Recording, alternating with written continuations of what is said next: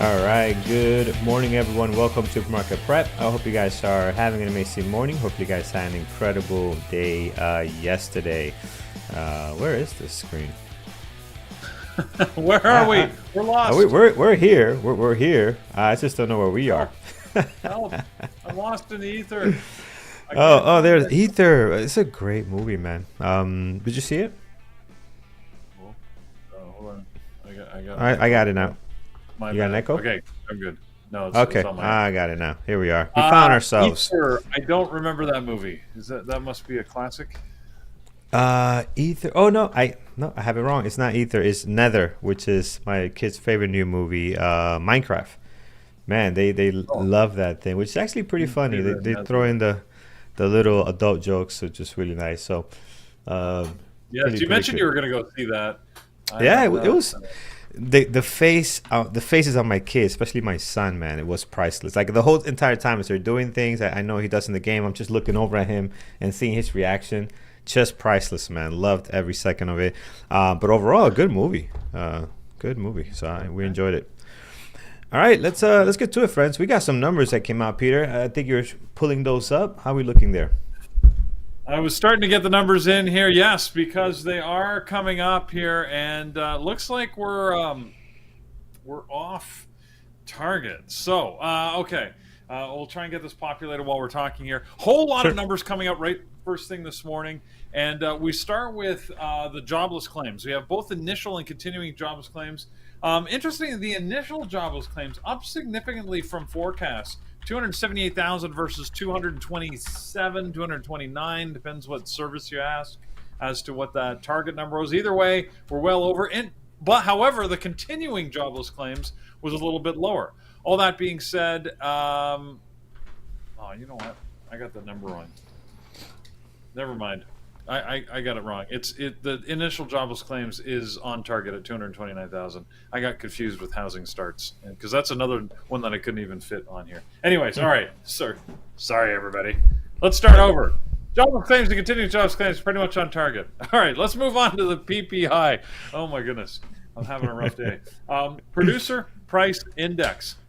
This is one that was interesting because the expectation on this was that we're going to see about 0.3% growth on producer price. Interestingly, the numbers came out a little different than that. Oh my God, I'm even getting the numbers wrong here. But anyways, the producer price index came out at 0.1%. So that's lower, well, not lower prices, but not as much growth in prices on the producer side as expected. And the core PPI was actually a contraction of 0.4%, not 0.04. I've updated that, but it'll take a second to get in there. All right, the last number pair of numbers that I was looking at here were the manufacturing index numbers that were expected to come out from New York and Philadelphia. And they were expected pretty negative on that, right? And I guess I ran out of lines here. Sorry. The New York State was expected to shrink by 8.2. This is a relative scale type number. It actually shrank by 9.2. So that's not good. That's a decrease in New York State manufacturing production or capacity. I'm not sure if it's actually production or capacity. I should look that up. And the Philadelphia one, which is expected to be minus 11.3, which again would be a contraction of that number, was smaller, but it was a negative 0.4. So that rounds out the numbers. What does all that mean? All that means is that overall we're seeing sort of the expected shrinkage in manufacturing. However, the producer prices are not as dire as people were expecting. So we're not seeing a radical increase in prices. So I guess that's good. Overall, I see the markets going up a little bit. What may be more interesting is that in 10 minutes or 5 minutes now, Powell is supposed to make a rare early morning speech.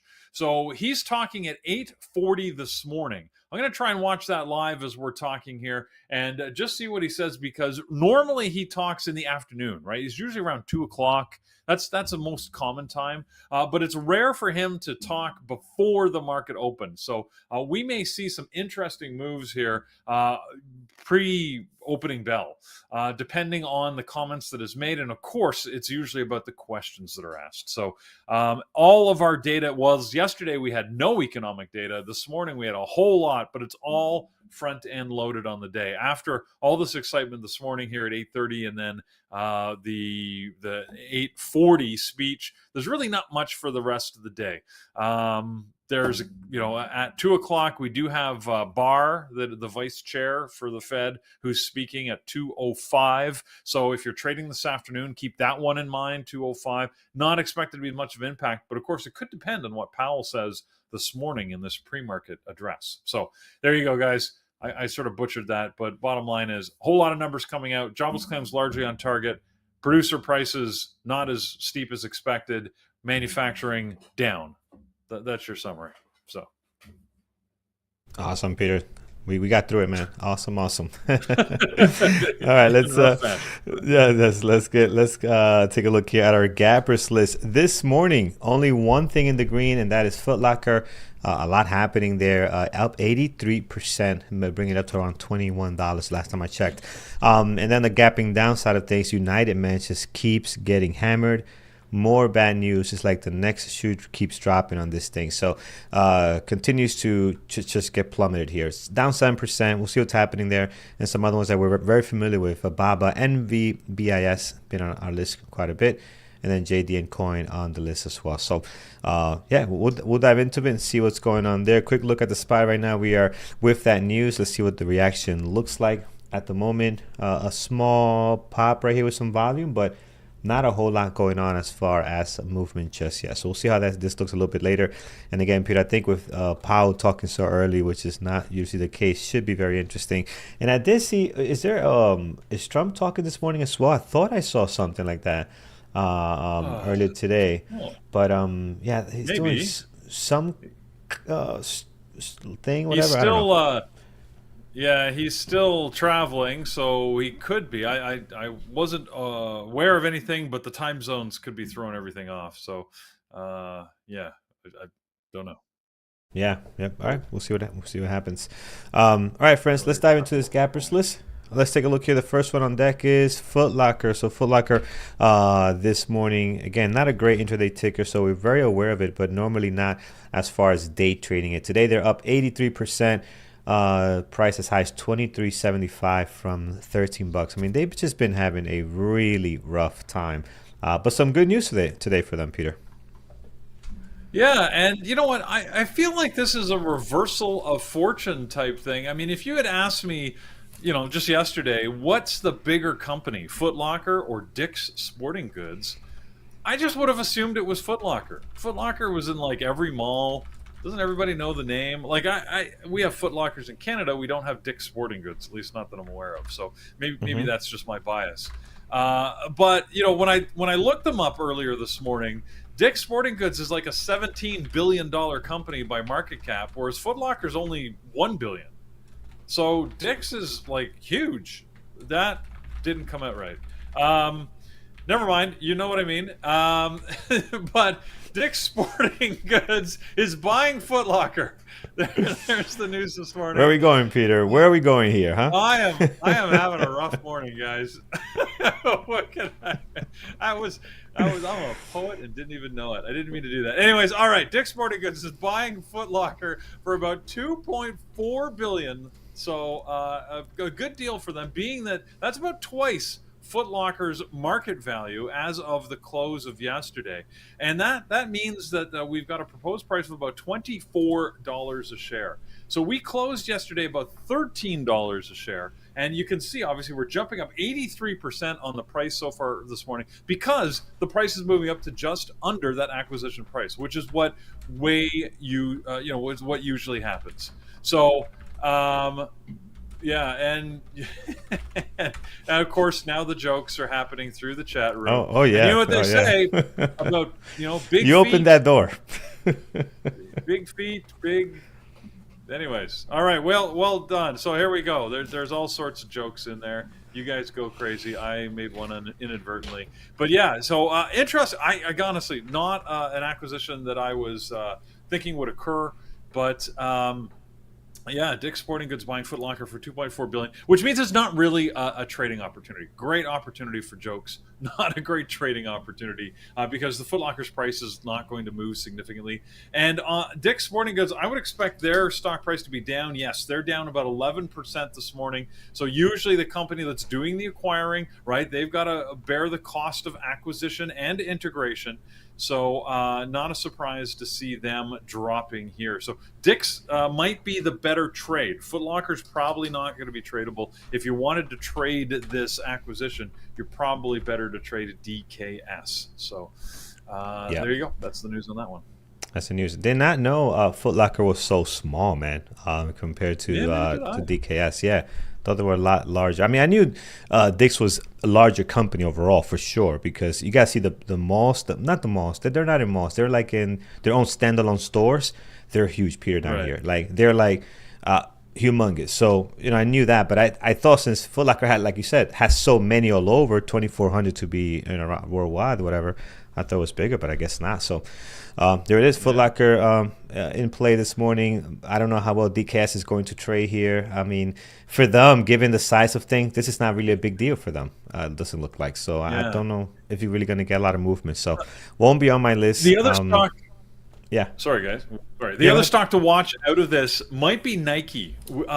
Nike. So Foot Locker typically, right, when Foot Locker's not doing well, Nike takes a hit because they're one of the biggest sellers of Nike gear and apparel, footwear, of course.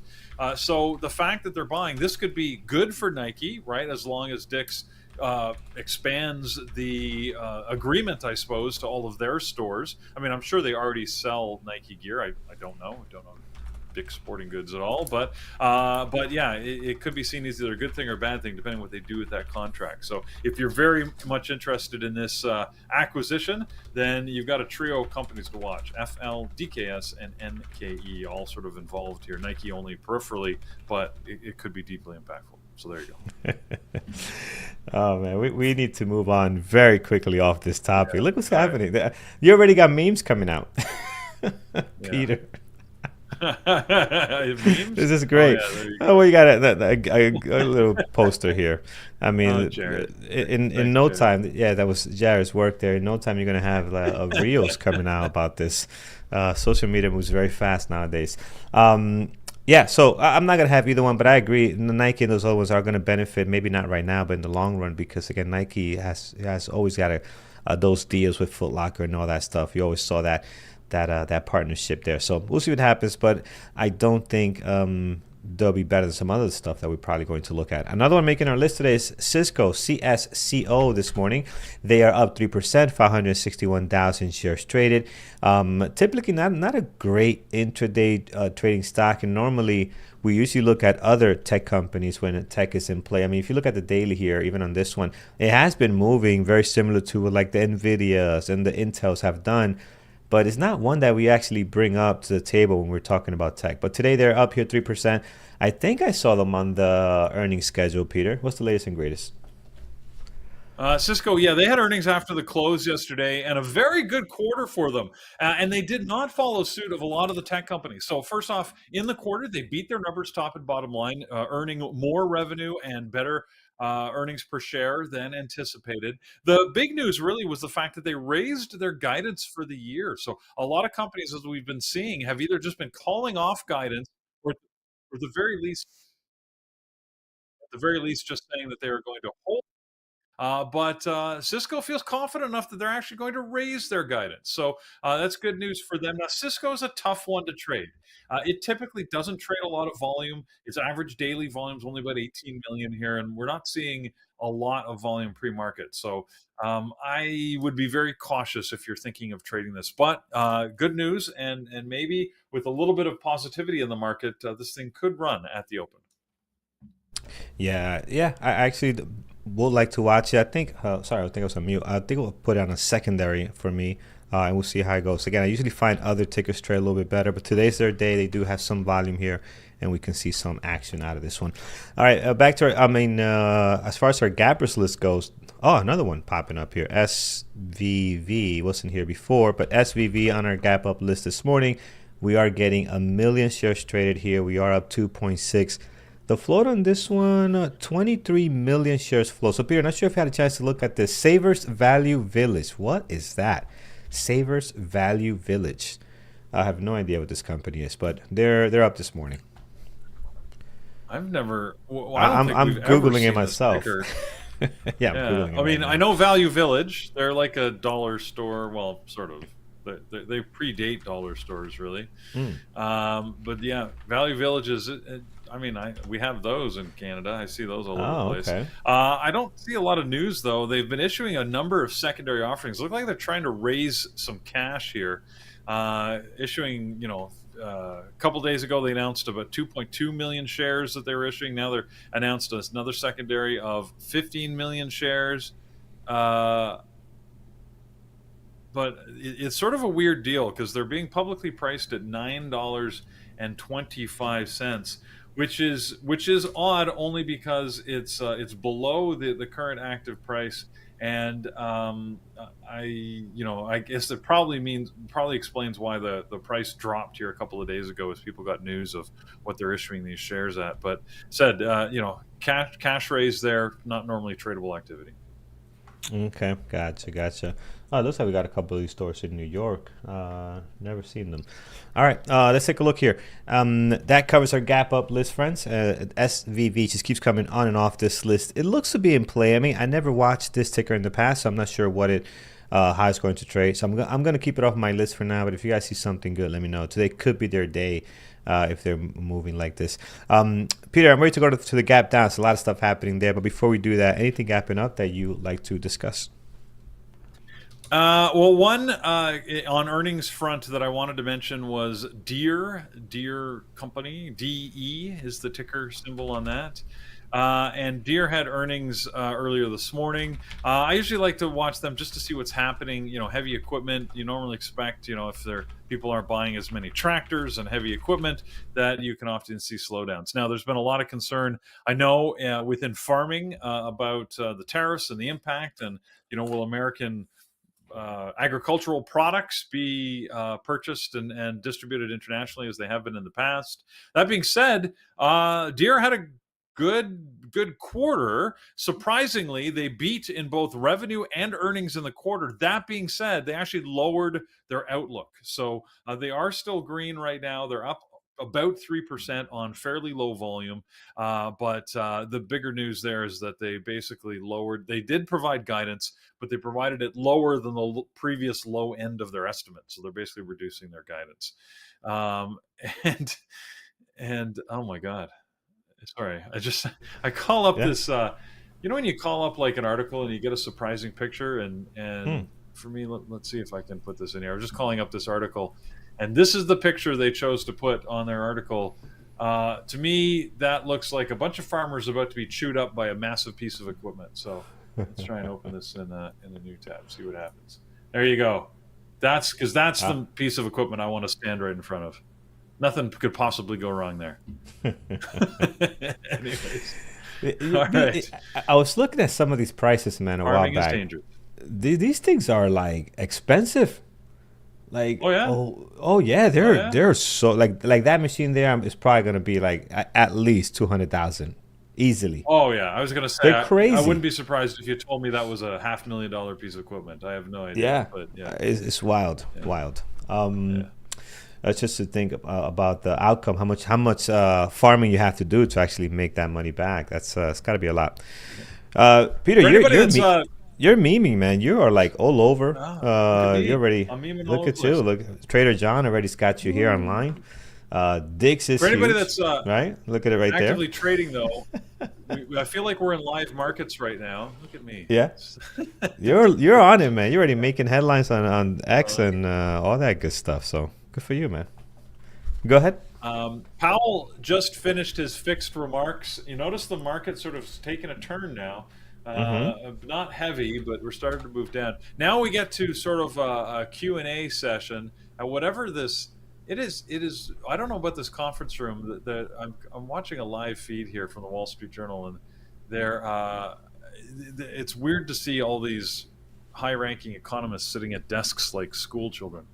It's a little odd wherever this thing is, but anyways, it's a normal conference room, but it looks odd. Looks like a classroom.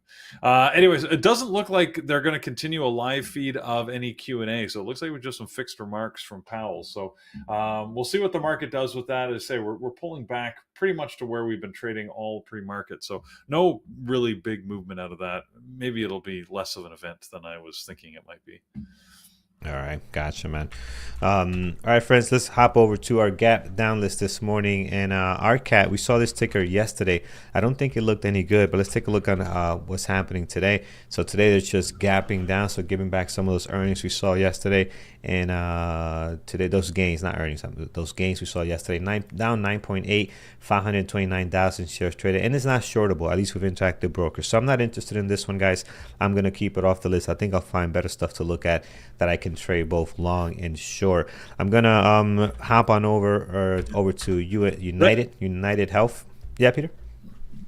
No, I was just going to say, Red Cat actually did have earnings after the close yesterday. It was a little odd. I didn't expect that, but we were looking at that into the close yesterday and realized they did. Keep in mind the size of this company. Remember they had that big deal. We were talking about their marine drones. That being said, like their financial highlights included revenue of $1.7 million in the quarter. So this is not, anyways, it's not huge, which is odd to me that their revenue is that low, being that they do have a $600 million valuation, but clearly they're still a growing company. So, but like you said, probably worth moving on because UNH, much more interesting, surprisingly. I'm telling you, it's just more bad news after more bad news for UNH. They're down again here, 7%, 2.9 million shares traded, Peter. So a lot going on here, not in a good way.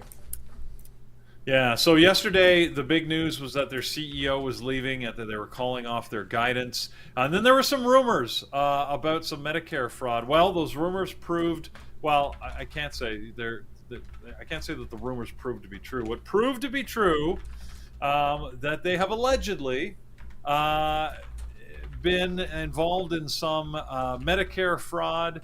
It's the Department of Justice anyways is open to probe to determine if there's any truth to that or to uncover proof of this activity. It's a criminal probe. It is not just investigatory, which means that they must have enough information to call it a criminal activity. That is not good. So it takes a lot for the Department of Justice to open a criminal probe against a company, especially one the size of UnitedHealth. And I would think that this just is the start of a bunch of bad things for them as a company. So that CEO who left for personal reasons, I'm now starting to, sorry, you didn't see my air quotes, personal reasons. I usually think when that happens, that's the company usually asking somebody to leave, but they allow them to do it with dignity. So they claim some personal reasons and then just sort of fade to black out of the company. This may be more of a personal move. His personal reason, he didn't want to go to jail. His personal reason was, I see the writing on the wall. This doesn't look good. I am getting the hell out of Dodge. That's a pretty good personal reason. So, I agree. Now, I'm speculating. Why deal with that, allegedly. Right? Yeah. Now, whether that protects them or not, I have no idea. I don't know what the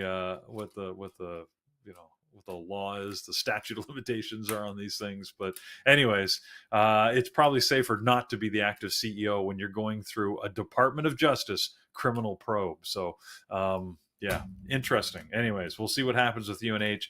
Good trade on it yesterday. I'm still hurting from having missed that one. But imagine if I'd stayed in that at the 340 entry. Now today we're down $60 from that price. Carlos, it hurts. Oh well. Yeah, it was painful, man. I thought about you the minute I saw this thing down. I thought about your trade yesterday. Painful. Yeah. All right, friends, back to our list here. MBIS continues. UnitedHealth, you know what? I think we should watch UnitedHealth today. I am going to put it on a secondary. Are you watching it, Peter, today? I mean, I know you're a little bit traumatized, I think so. but you are? I didn't. Yesterday I said I don't normally like it on first days. It's like a first day all over again, right? Because this is Hmm. sort of this is new. This is new stuff added on Yeah. top of it. So I mean, just look at this daily, man. It's been just downhill for these guys. Has not been great. Literally in April, early April, we're trading at 600. We're down at 286. I mean, this is no good. They'll figure out a way. This insurance company, they'll find a way to get back up there. UNH is just when. I'm gonna add UNH to my list as well. It'll be in the primary, and let's see where it goes. Yeah, I fixed it. Thanks, man. I did type it wrong at the bottom, but I just fixed it there. All right, back to our gappers list, and let's see what we got here on the gap down. And we do have BABA on deck, which I do like to trade BABA, my favorite Chinese ticker. Today they're down 4%, 3.4 million shares traded. So you are seeing a little bit of activity here in the pre-market right now.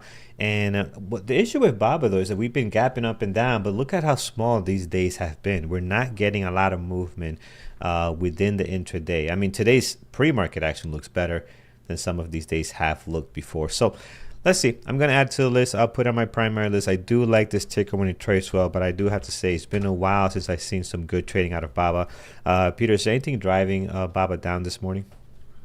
yeah, well, and that volume should be up this morning as they did have earnings earlier in the wee hours of the morning. It looks like they actually had an okay quarter. They delivered about let's see, what did they do? 32.6 billion of revenue, which is depending on which forecast you're looking at, pretty much right at what was expected. And the earnings per share bottom line was actually better than expected. They delivered a $1.73 earnings versus a $1.48. So that's good news. The bad news is that there's some pretty big growth expectations on BABA, and the view is that they're not really on track for achieving that. They are. They haven't really changed their forecast, but they're definitely heading towards the low end, if not below analyst expectations. So I think that the general feel is not very positive on bubble. We're down about 4%, which is not huge. But like you said, Carlos, during the market day, this has just not been moving as well as it used to. So Right. I really have lost interest in watching this, frankly, because it's disappointed me too many times. So Yeah, it has not been great. I'm still hopeful that it can do something today, so I'm gonna have it on here. But you're right. I'm gonna be cautious not to force it too much on that one. Let's take a look at the next one. Here is gonna be KVYO. Actually, it just moved down. We'll come back to coin in a second. KVYO this morning down 3%, 826,000 shares traded. The float on this one, 196,000. I don't think we ever looked at this ticker before, Peter.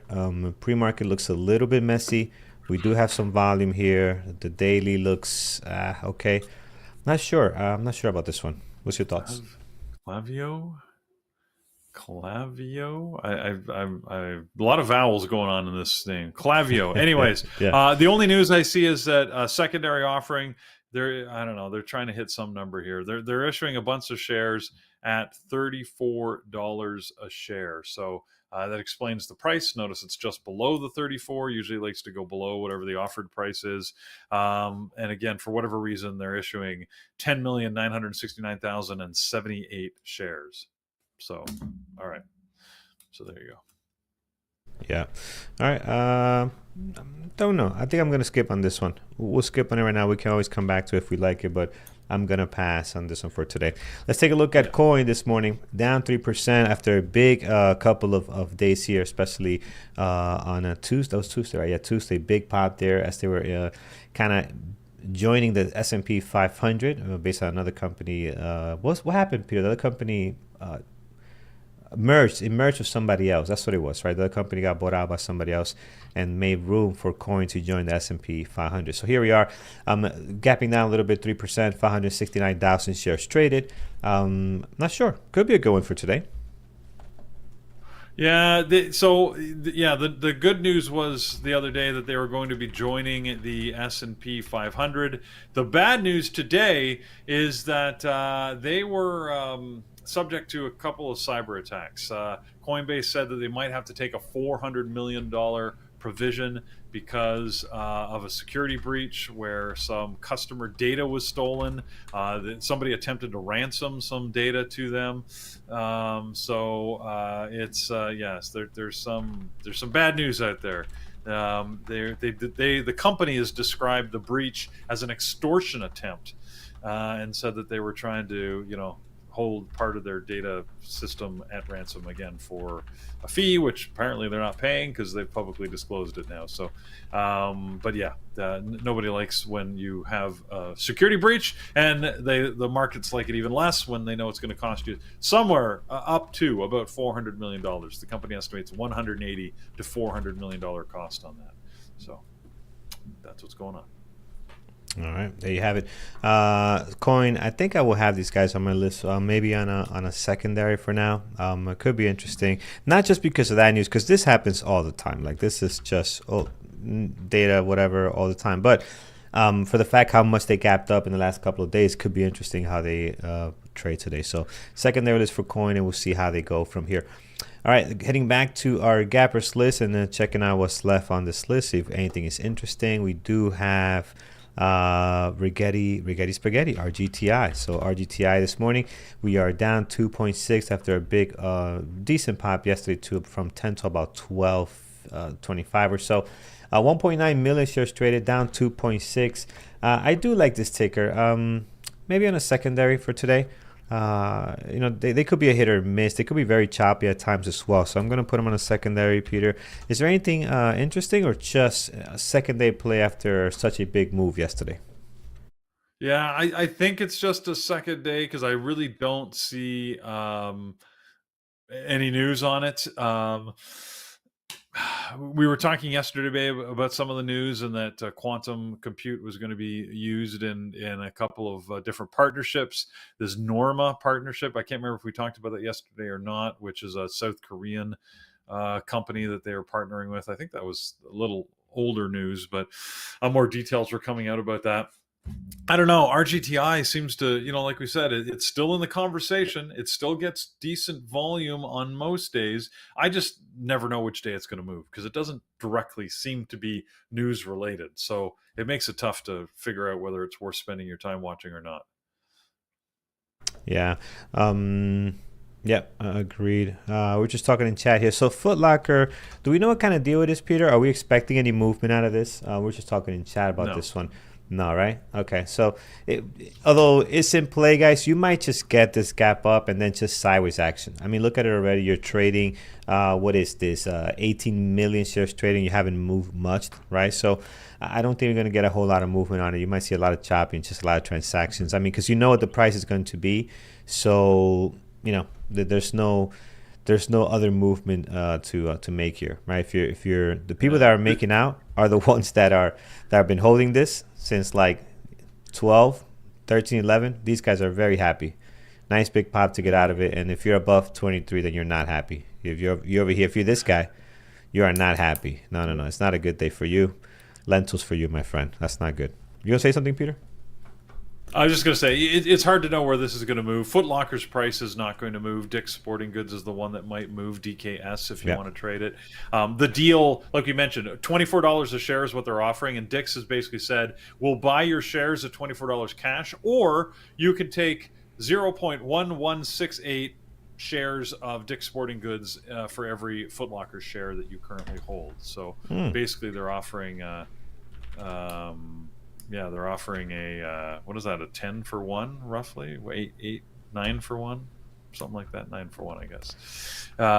Which I think I'd probably take the cash. Sounds like looking at their chart, if they were hanging down here, yes. Up here, I don't know about that. Take the money. You'll find better investments. Especially with the price sitting at the $23, like that premium that they're offering. Makes more sense at the $12. That would have been actually a premium, and it makes sense at the deal right now. You'd be better off just taking the cash and then buying Dick's Sporting Goods. So, agreed.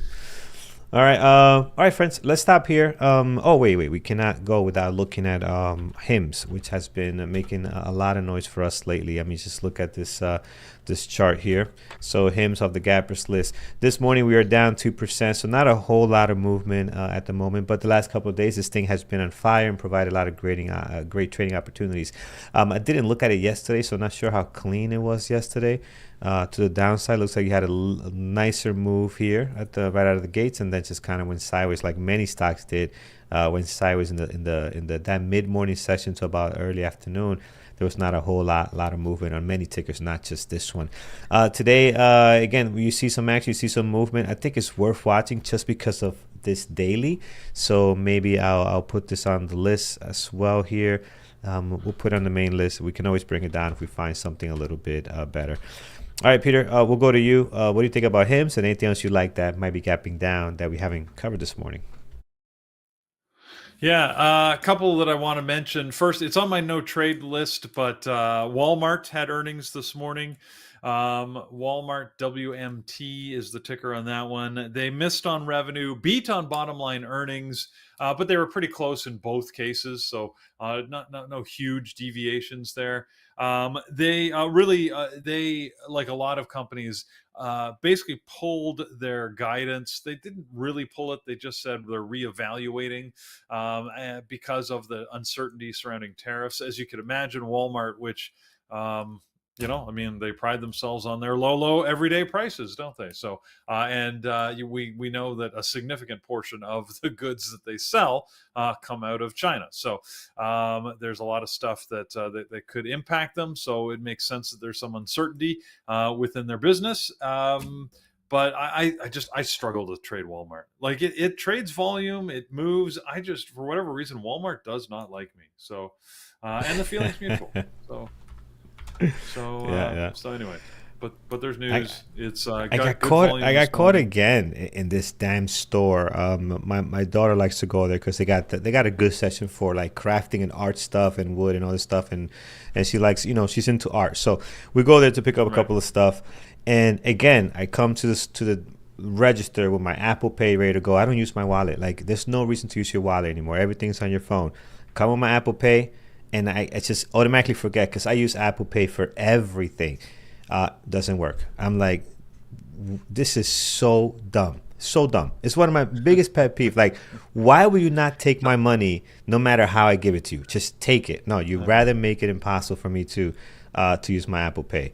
It's the most ridiculous thing I've ever seen. But yeah, especially I had to when they pull out my wallet. When they have advanced technology in other spaces. I may have told the story before. Yeah. I was buying something at Walmart, and I was buying 5 of the same thing. I can't remember what the thing was that I was buying, but I was buying a bunch of them. And I scanned one, and while I still had it in my hand, and I had the barcode all oriented properly, so I just picked up one of the other ones, and I put it on the out tray, right, on the self-scanning thing, and the alarms went off. Like I was trying to steal something, and I realized because the camera tracks your motions, and I did not put down the thing that I scanned, so therefore, and I picked something else up and put it on the tray, and they thought I was trying to screw the system, or at least their camera. So if you could do that with your camera system, like you said, Carlos, it's not like they don't have the technology; they're just being difficult with you for some reason. They're being difficult. They want people to use their Walmart Pay. What the heck is Walmart Pay? Okay, let me not get into it, but. Walmart Pay, really? Walmart, like no. So the attendant was like, "Oh yeah, I can sign you up now." Like I don't even get me started on this Walmart Pay stuff. Just here, take the card and just charge it. But it's ridiculous. But yeah, Walmart here, guys. It doesn't trade very well. It can be tough. Today could be their day, though, Peter. Man, I'm inclined to have this on my list. 2.4 million shares traded. I know we've seen this type of pre-market before, and it has let us down big time. But I don't know. Today, I think could be their day. Secondary, at least, I think, on Walmart. So we'll take a look at the market open, how this is moving here. Yeah. All right. Excellent. The other one. Yeah. The other one I wanted to mention was Tesla. We know we're always talking about Tesla. 3 different articles that I thought were interesting that could cause additional just movement in Tesla's stock. Tesla sitting red here this morning with sort of normal volume, normal movement. It's been on the rise the last couple of days. Last night after the close, there was some talk about they're renegotiating once again Elon's pay packet. Remember last time this whole pay packet came up? It actually went to court, and then a judge decided to block it, and shareholders wanted to approve it, and the board was.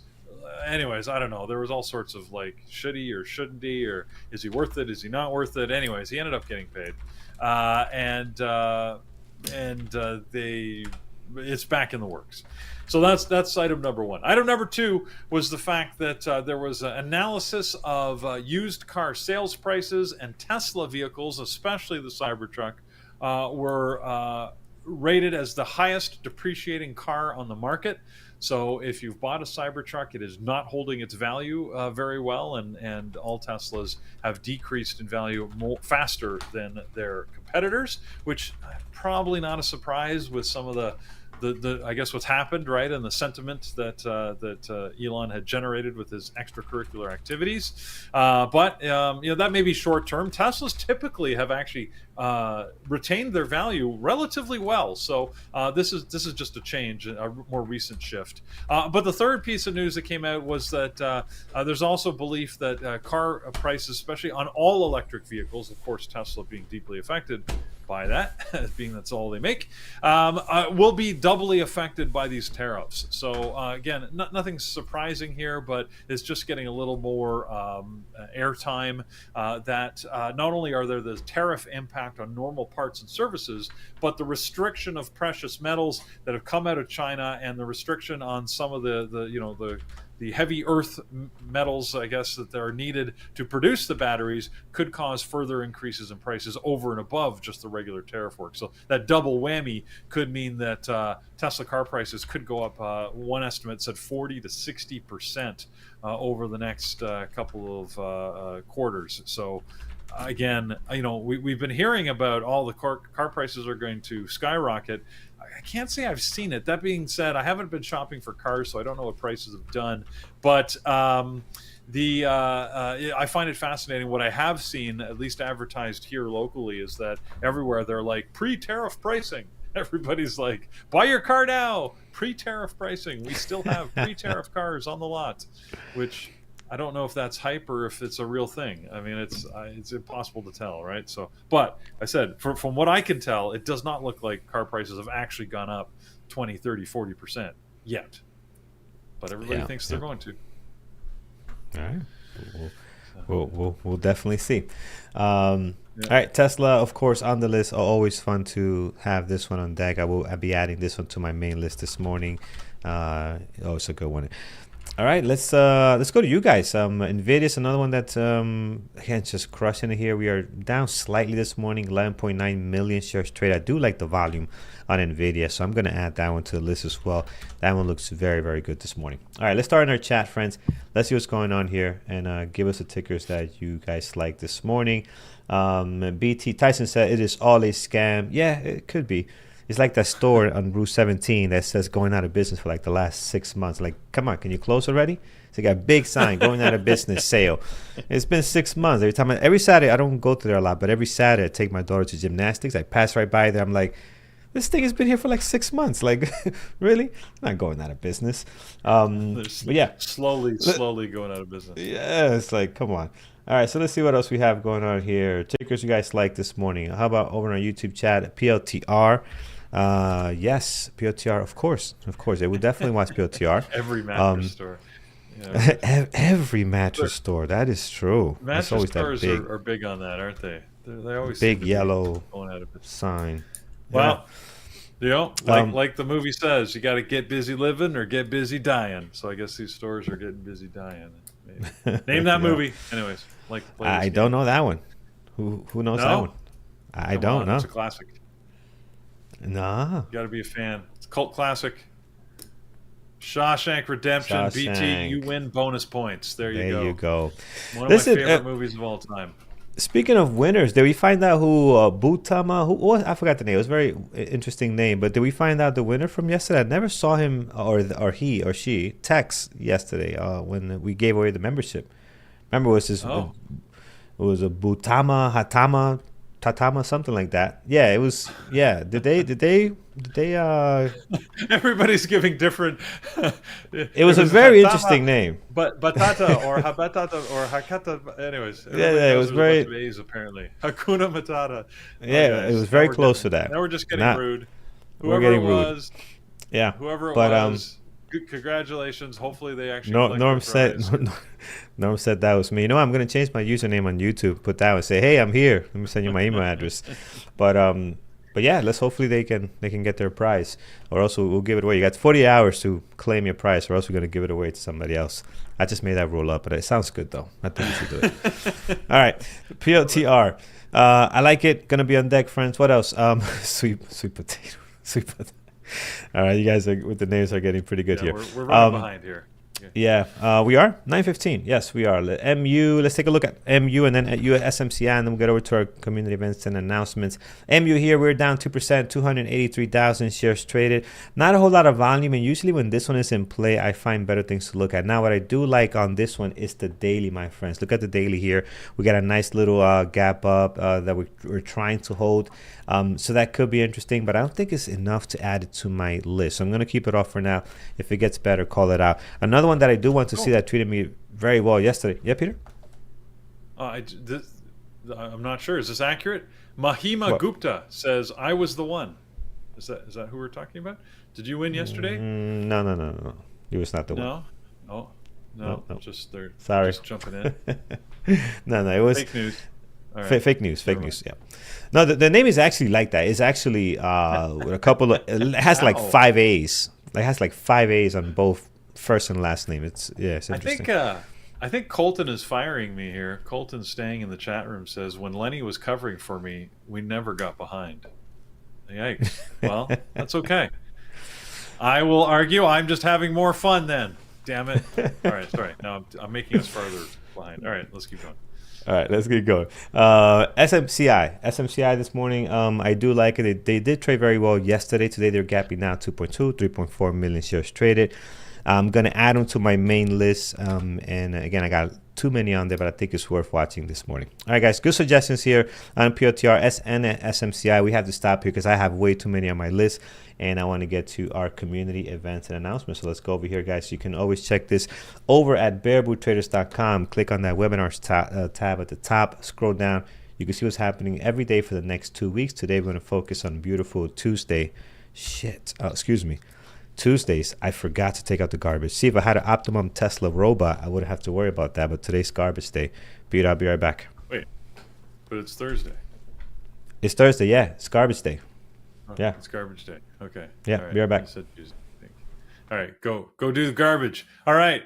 I will not be taking out the garbage. Because garbage is Friday here. So I will be talking about our mentorship sessions. Our mentorship sessions are happening on Thursdays, and today we're going to take advantage of them. Let's start at the end. I'll start at the top this time. Lenny and Jared are doing sessions at 11 and 12 respectively. So if you want to talk about stocks, if you miss Lenny, because you haven't had your Lenny fix, he was here filling in for me, which I deeply appreciate. So thank you, Lenny, if you're out there listening. You did a great job, and I think everybody appreciated it. He'll be doing a mentorship session at 11 a.m. for our elite members in the webinar room. So join Lenny there, and he can give you a hand, look at his trades, look at your trades, talk about the markets overall. It's always a good informative session. And then Jared's going to take over at noon in the webinar room talking about options. So if you want to sort of dig into the options and what that could mean and how they can be value added, then you will join at noon, or just stay on if you're already there for Lenny.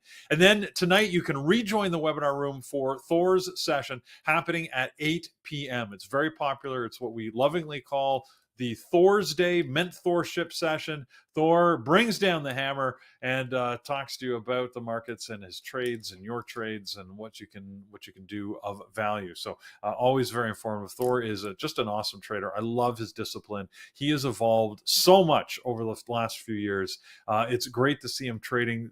It seems like he has no stress anymore, and I love that. I love to see that in anybody out there in the markets. So those are our sessions, 11, 12, and 8 p.m. tonight. I am doing having my first mentorship session for our Peak Capital Boot Camp. That is happening. The boot camp just started a week ago. Now that I'm back, I'll be doing the Group C session. We'll do sort of an orientation session. I'm going to give people a bunch of information. So if you're in Group C, don't forget 4:30 tonight. Join me in the Peak Capital webinar room. You should know where that is. You get access to it through the dashboard at peakcapitaltrading.com. If you're interested in that bootcamp, well, the session started. It's too late to join now, but you can join the next one, which will be starting in September. If you want to join us at Bearable Traders, well, we are always open for business. Every day the market is open. You can join us anytime. There's no bad time to join. You can use anything from the intro offer right through the Elite Annual. They're all good deals. The Elite Annual being the best bang for the buck if you're thinking about going long term. But if you just want to kick the tires, we get it. Check it out. See what it's like being in the chat room versus just on the YouTube. You certainly find that there's a lot more value going on, and you get to talk stocks all day with like-minded traders. So hopefully you'll join us here at bearabletraders.com. If you're new, say hi, by the way. We love to say hi to all our new members. And if you're in YouTube, that's great too. Give us a thumbs up. Let us know some appreciation. It makes me feel warm and fuzzy when I see the likes coming through. So, all right, that's what we got. I don't know if Carlos is back from his garbage run. I think so, because the slide changed. I'm back. So there he is. Yep. Wow, that was quick. You hustled. Back. Yeah, I did, man. I did. All right, let's get to it, friends. We'll do. You made me think levels. Of. Have you seen the movie Nobody? No. Nobody? No, that's Bill Odenkirk. It's great action movie. Nobody. You got to watch that. Is it new? Anyways, no, it's been out for a couple of years now because they have a second. Nobody 2 is coming out. Oh, yes, awesome. I seen this. Yes, I seen this movie. Yeah, I seen this. Anyways. Yeah. The second one's coming out in August. I don't think it's out yet. I just watched a preview for it yesterday. But anyways, it starts with him trying to take out the garbage, a number of weeks in a row, and he's always missing it. So that's what you made me think of. Yeah. Just don't go, don't go on a rampage and start hurting people. Yeah, don't do that. That won't turn out well. All right, friends, let's get to some levels here. If Brian, if you guys want to hop on, if you're ready, we can disconnect from chat. So we'll keep going here until you guys take us off from chat on YouTube. But let's do some levels. Let's start here with the first one is going to be UNH this morning. Again, just continues to drop. Good morning, Andrew. I see him in chat, ready to go. First one here is UNH, man, just making a new low. So I like this one today. I think as it gets lower here, it's going to become more volatile. It's going to become more tradable.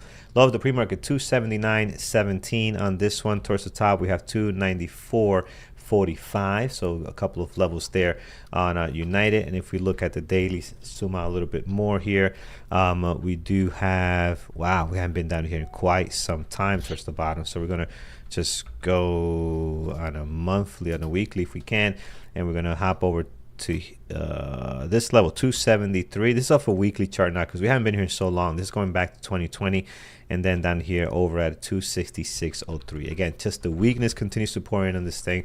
I see Brian is hopping on chat, guys, so I'm going to disconnect from our chat room. I'll let Brian and Andrew take over here. I'm going to continue here on YouTube. So take care, guys. Trade safe. We'll see you later. Yeah, trade smart, everybody, and remember, Dix is huge. Yes. Indeed. Double it down. Yeah, you doubling down. Might as well own it, right? Own it, man. Yeah, I like it. All right, so here it is. UNH, friends. Let's see here. Let me mute. Okay, so UNH again just continues to make a new low here, so we'll see how that ends up. All right, next on the list is Baba, our good buddy Baba. Has been in play here for the most part. Has not been trading well, so I'm hoping today we get something better out of this one. So right now in Baba, we do have the low of the pre-market down at 125.32. So we'll slam a level there. Within that level, we do have wherever the price action is right now, 127.07. I think it's worth noting down. And then right over here around 123.18 is a good area as well. We'll see how it does. Towards the top, I think you're pretty much very well covered. I don't think you need to add anything else at that point. Hims is pulling back a little bit from all the movement upwards here. I think it's still a good stock to watch today. Again, given this daily, you do expect some pullbacks to happen, today being one of them. So down 2.6, a million shares traded. Low of the pre-market, we're going to slam it down at 58.58, and then the high of the pre-market, just slightly below the previous day close. We're sitting at around 60 for the high of the pre-market on him. So after you do that, don't have to add much. If you look at this highs and lows for the last two trade days, doing a pretty good job covering every nearby level on him. So you are pretty much set on that one. Let's head over to the next one. Is Tesla, our good buddy here, who has been very active. High of the pre-market. Oh, hold on a second. Let me type that correctly. Here it is, Tesla. Let's make sure I have this right. Awesome. All right, so Tesla, high of the pre-market sitting at 335.87. We'll slam a level there. And then the low of the pre-market, 335.80. And the high of the pre-market, 343.87, which is right up here. So we'll slam a level there as well. Bigger picture, you're surrounded by the highs and lows of the last trading day, at least previous day close on here. Towards the bottom, I will go to the left a little bit to get better levels towards the bottom in case we do decide to drop here. We have a nice level over at 327.63 would be a good area to be to have that level on. So that's it for Tesla, looking pretty good there. Next is going to be Nvidia. As we get 5 minutes to the market open, friends, looking forward to this one because it has great volume today. 12 million shares traded. 134.75 is the high, and then the low is hanging out at 131.86. So we'll slam two levels there. Hold on, my chart's not changing on the bottom. There it is. Hold on. Let's clean this up a little bit. There we go. We'll do it again. 134.75 is the high of the pre-market. I'm showing higher though. I'm showing 134.95. Yeah, 134.95. Low of the pre-market, 131. Wait, is this correct? Why is this showing me different? Can you check that on your end, Peter? I'm getting like different pre-market lows and highs compared to the montage on that. It's very interesting. For Nvidia, right? So for example, like my low on Nvidia is 131.86. The montage saying 133.98. Doesn't seem right. Then the high shows something closer to 134.95 on the high, and the other one is off by like 10 cents or so. Weird, but that's what I'm gonna go with. You're on mute, Peter, if you're talking.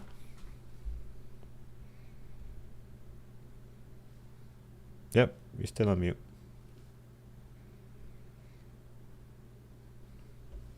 I can't hear Peter. Did I lose Peter?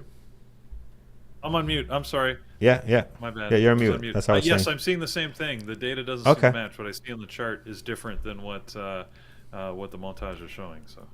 Okay, yeah, I figured something was up there. So it's not just me. Then towards the bottom here, you're surrounded by the highs and lows of the last two trading days. We do have a level. It's a minor one. It's not a big one, but it's 128.72. I think once you do that, you're pretty much set on Nvidia. Last but not least is going to be SMCI, which treated us very well yesterday. Not sure if it's going to do the same today, but I like the activity. 3.6 million, so good volume. 44.50 is the high of the pre-market. The low is pretty much slamming into the lows from yesterday right here. So around 43.30, 43.07. So I'm not going to mark that down. It's pretty much set here when it comes to SMCI. Towards the bottom, we are going to find a couple of levels here. 41.50 is a nice one. There is something in between here as well, around 42.31 could be a good area also in case we do decide to sell off on SMCI. So plenty of stuff there. For the most part, I don't think you need to add anything else. All right, excellent. 3 minutes to the market open, friends. Let's get ready for the day trading open. I'm just going to bring in my 5 minute and my 1 minute and get the charts all set up for the open. Yeah. Let's see here. Normally, we talk about what our moderators are watching. A lot of the common things you would expect. I got a whole bunch of interesting IPOs today. All have AI in the ticker symbols, so I don't know what that means, but we'll see if they're maybe create some interest as a result. I know I'm going to be watching a few things here, so because I don't know whether I'm actually thinking of trading them. I'm not really, but I figure I've got to watch some of the stuff that. We've been talking about this morning, like Walmart, just because. Don't plan to trade it because Walmart doesn't like me. But keep an eye on Dick's Sporting Goods. We'll see what it does at the open. I do think Tesla might be interesting. Apple, I see getting some movement right now. I don't know what that means, but it is moving. Meanwhile, Nvidia and AMD, the semis are doing nothing this morning. Pretty boring so far. Oh, I and got UNH. Gotta way watch too many UNH. on my list. Yeah, it's a lot today, man. Oh, One, two, there it is. three. There's my 1 minute warning. Oh, there it So is. whatever you're 1 minute doing, alarm. time to time to pick your targets if you're planning to trade at the open. So let's go here, man. UNH. Oh my God, this still hurts me to watch it. Look at it's $60, more than $60 down from what my entry Yeah, would have been yesterday at this time. it's pretty bad. Why? Anyways, all right. Everything's leaning down. Walmart, Dick's, UNH all look similar here. I just happen to have them on 3 subsequent charts, and if we can get a big, maybe a rising devil on any one of those. Well, even Andrew's talking about UnitedHealth as a rising devil. So there you go. Yeah, man, look at this. It's just plummeting right now. This thing is just highway to hell at the moment. Okay, let's get a $10 pop on UNH. I'd love a $10 pop, and then we could short the heck out of it. I would join that with you. Ding, ding, ding, ding, ding. Let's go, friends. Let's see what we got going on here. Don't know that we're going to get that, though. It doesn't look like, at least not yet. Got to wait for the volume. UNH is a nicey stock, so got to wait for that volume to come in. You'll know it. You'll know it when you see it. I'm telling you, it's not happened yet. You'll see a couple 100,000 shares immediately, and probably a single minute with around 1 million shares. So Kuldeep Hada.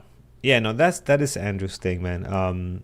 That is his show. So the comment was, can we get set up with a giveaway for Wednesday so we don't miss it? No, that is Andrew's deal, man. He loves doing that. That's his thing, you know. If not, we will gladly do it. We love giving away other people's stuff, so nothing wrong with that. There we go. See that volume that just came in on UNH? Look at that. Interestingly, the price didn't move. It didn't pop, but there's your 1.8 million shares just like that. You didn't even see it happen. Yeah. Man, this is gonna eventually it'll get to a point where value starts to kick in. So you got to be careful. It'll get there eventually. But man, right now it's just. I don't know if. I have a time in sales that isolates big orders, and there was 1.38 million shares that came in a single order at 9:31 and 2 seconds. So tell me that's not structured. Like. Yeah. Anyways, that's the market maker. Putting their morning order in. Yeah. UNH. Hims is at it again. I want to chase this thing, but it still feels weak.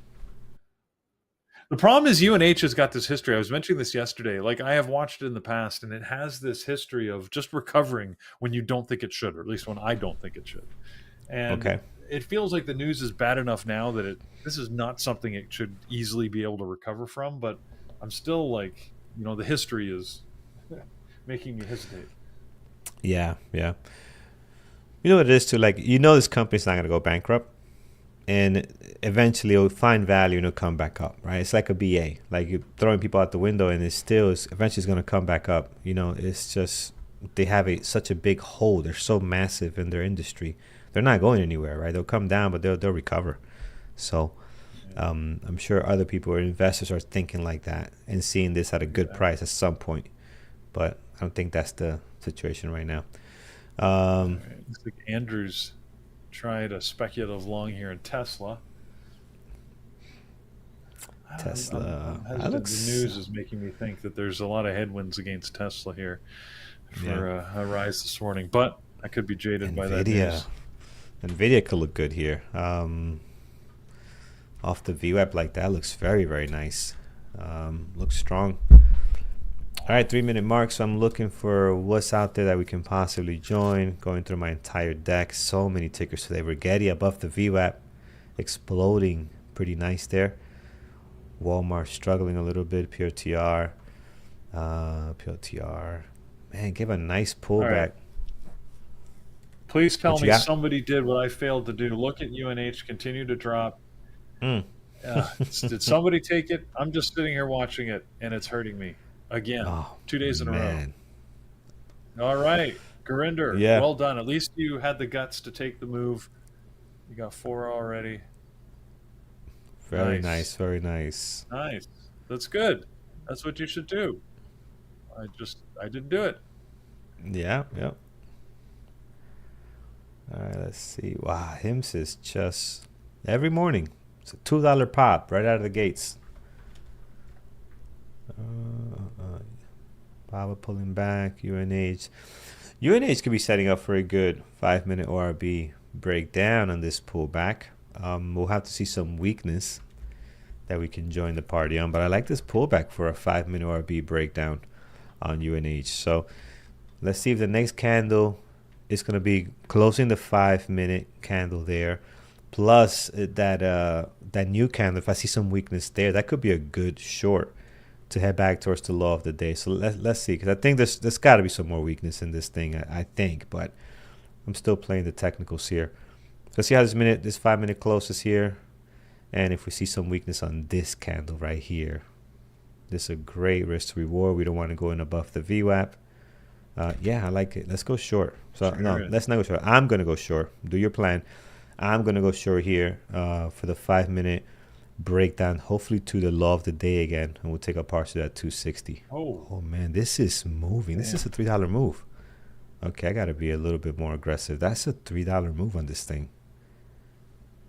Jared I didn't realize. Tough move. I didn't realize how. Holy smokes! Andrew just got hammered on Tesla. Wow. This is great because it's working out, but this was very risky on the size I took. Yeah, I just noticed how much this thing is moving. This is very risky. Oh man. Yeah, I'm not. Wow. Yeah, this is not a Tesla. I'm gonna jump all out, friends. I'm not comfortable, to be honest. I'm not comfortable with this trade. It turned out very good. It's one of those where you're like, what have I done? But you got lucky on it, right? And it worked. Yeah, 100%. If this thing would have went, see, because I'm planning it based on like a Tesla or something, and I'm like, okay, we can risk up to here, but I'm not realizing down here I already have a $4 move, and the number of shares I took, I'm like, no, you can't be in this. I was uncomfortable on that trade, so worked out nice. But yeah, I felt the uncomfortableness on this one, and it'll go lower. If I was comfortable, I'll still be in it because I think it's gonna go lower. This is a great 5-minute ORB, but yeah, I mismanaged it for sure. All right. You took UNH and covered quickly. Yes, I'm sure you did. Yeah, I'm all out. I'm all out, man. I couldn't afford to have it go against me. Not the way. This thing is just too much, So just take a decent number of shares. You don't need a whole lot to make really good money on this thing. It's down $6 now from my entry. So yeah, I'm out on it. I might regret that later if this thing goes down $60 like it did for Peter.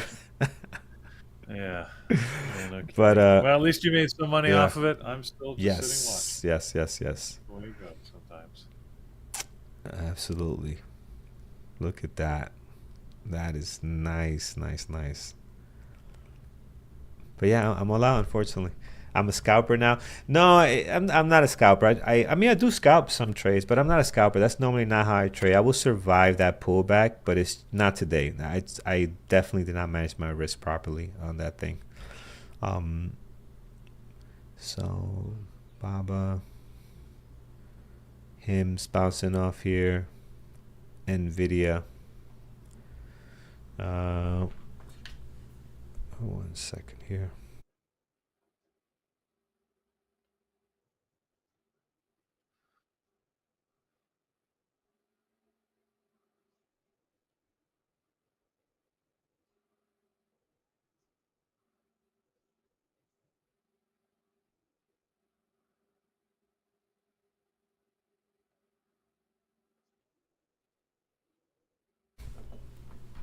Okay, good stuff. UNH, friends, what a beautiful 5-minute ORB breakdown. Hopefully you're still in this stuff. I know it's a tough one to hold, but this is a textbook 5-minute ORB breakdown. Just so beautiful. Look at the drop here, the pullback, closing to the 5-minute. The timing worked out perfect. This is minute number 6, opens up here. You see the weakness. That's your entry to. That's your signal to get in on it. Your first partial towards that low of the day, right? Just a beautiful, beautiful, again, textbook 5-minute RB here. This is nice. So let's see if you can continue to get the momentum here. And these moves, again, pretty. This is 269. This is literally 262. So be careful in the number of shares you take. Do not need to take a lot to make a good return on this thing. Still in at 273 short. Very nice. Very nice. Good. That is awesome. All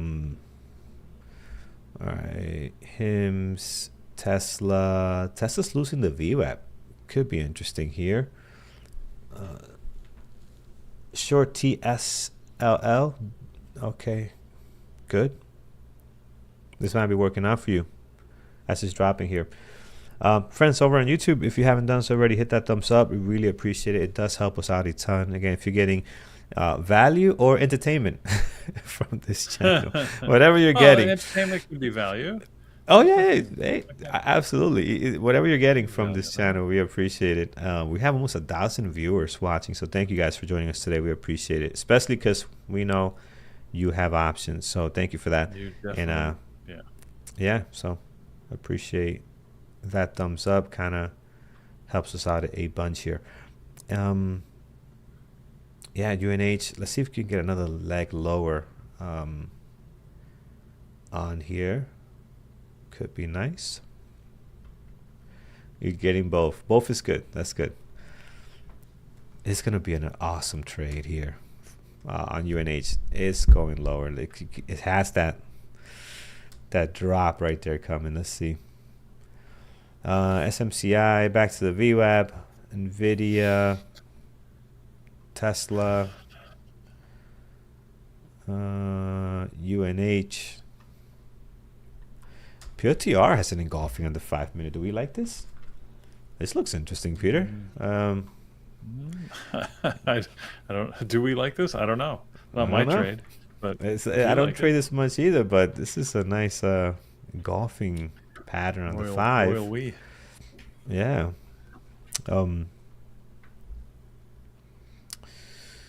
AMD selling off. Walmart some weakness. Yeah, I see somebody called out AMD. They called out Cisco. Let's see, Cisco. Yeah, Cisco actually great play.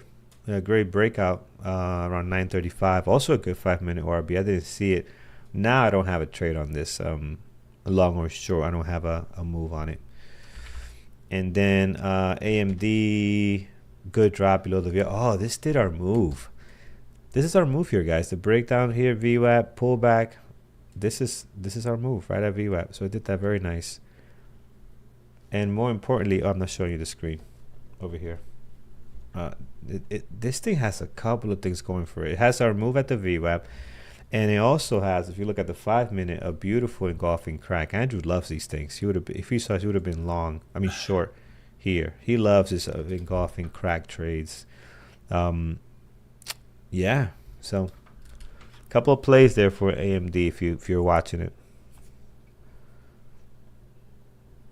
UNH coming back. UNH.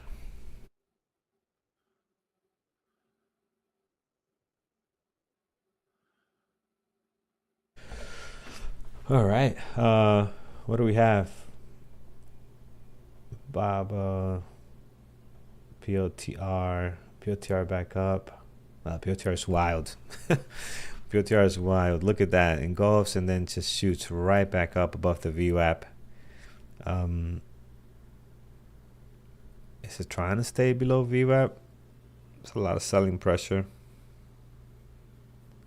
I don't have a trade there. Long SMCI. Let's take a look. A bounce off of VWAP. I'm assuming that's what you're taking here. SMCI? Could be. VWAP bounce. Yeah, see that. Yeah. RGTI, Regetti, Rigetti. Don't say anything I like. Man, Cisco is the only thing green on my list. Rigetti's fighting the previous day close, but Cisco is the only thing that's green. Everything else is red. Yeah, Netflix. Netflix is still green. Netflix. Foot Locker had earnings. No, Foot Locker is the buyout news. Did they have earnings as well? No, not that I'm aware of. Not that I'm aware of. This is the buyout news from Dick's Sporting Goods. So correct. Yeah. As you can see, guys, you look at the ask, right? It's just piled up on both sides. It's just probably going to stick around at these small ranges. I don't expect a big move out of it.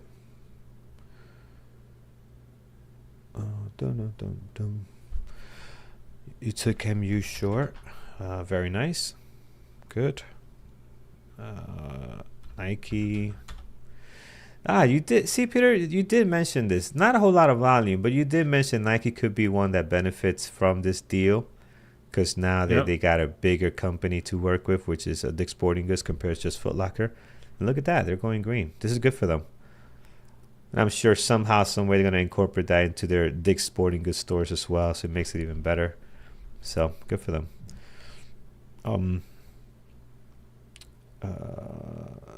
Tesla. I don't see anything I like, friends. Tesla, Baba, UNH. I have a thesis that UNH is going to be long. I think eventually it gets to a value area, and you start getting above that VWAP, and you're going to start seeing some long-term buying. Long-term buying at these prices.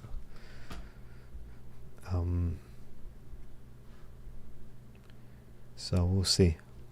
We'll see what it does. Walmart. Coin. Cisco, just destroying it here, doing very well. Nothing looks good, guys. At least on my deck, nothing looks good. What do you guys have on your deck? UNH. I think UNH is going to be a long. I'm looking at UNH for a possible long here. I think it might be done selling down. Let's see what it does to the VWAP. POTR. POTR for me looked messy, man. It's just, look at the 5 minute too. The 5 minute is up and down, up and down. I don't see a trade here. How are you trading it if you took this? I don't see a pattern at all. I don't see one on the 5 minute, on the 1 minute either. Yeah, so Cisco doesn't care. Cisco's going the other way. Cisco's having fun. Is up 5.2 and trying to climb higher. So very nice. Yeah, so a couple of things dropping here. Cisco, Cisco, people are talking about. Yeah, it's it's the only thing that's green. Everything else is red on my list.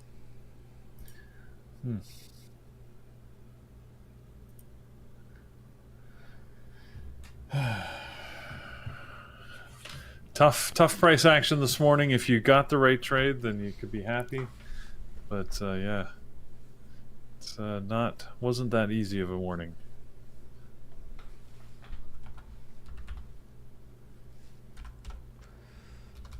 Absolutely. Still early, friends. So it's just easy, right? When the market picks a direction and you're on the right side of it. Yeah. It all feels easy.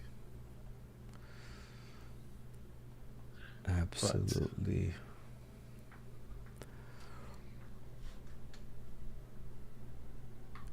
Man, NVIDIA, beautiful drop. Everything's just going south.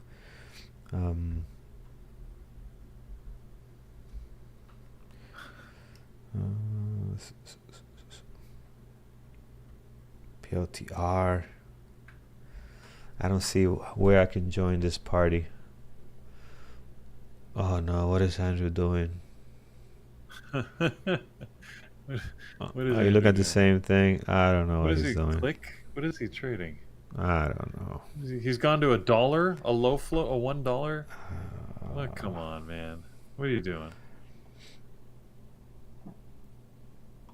He's says he's so bored he's trading penny stocks. Okay, that makes sense. That makes sense. It is a boring type day for him because there's no direction here. There's not a lot that's moving well. Mm-hmm.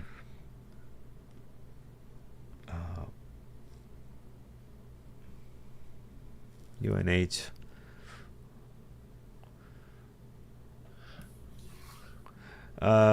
Click. That's his stock. CLIK. Yeah, That's the one he's trading. I'm not even gonna pull this up. I'm concerned. Yeah, this is a crazy trade. This is not. I'm concerned. What is Andrew thinking? This is not what he normally trades. He picked it because it was on the NASDAQ gainers list. It's like top of the NASDAQ gainers here. Let's see. I'm afraid to even pull this up. I'm not going to pull this up on my list. It's up 220% because it closed at 28 cents yesterday, and it was up over $1. And Andrew went in at $1.08, and the thing's sitting at 92 cents now. Oh, sorry, 98 cents. Like, it's just, yeah. I don't know what size he took, but it won't bankrupt him. But it's, yeah, not looking good for our hero. He admitted defeat. He got out. My, I feel less anxious now. God, I felt anxious for him. I didn't even pull it up. Because when I see him trading stuff like that, like he shouldn't be in this. I'm like, I don't even want to look at this. I'm not going to look at the stream. I'm not even looking over at the screen. I don't want to jinx it. I don't want to do anything. Good for you. I'm not looking I don't want any part of that. Nope. AMD. Yeah, it's kind of wait for things to settle down here. SPY is messy too a little bit. Got a little sell down at 946. And looks weak. Yeah, looks like it's trying to maybe go lower if it cannot hold here. No, Garinda. He was in way before anybody tried to push that up. He was in after, I'm saying. So he had to be in much earlier to be the one to cause that to go up that much. Yeah, no, that wasn't him. He just found it because it was already on the list. Yeah. Party had already started. Yeah. He was trying to join the party, but it was breaking up. He didn't realize he was late.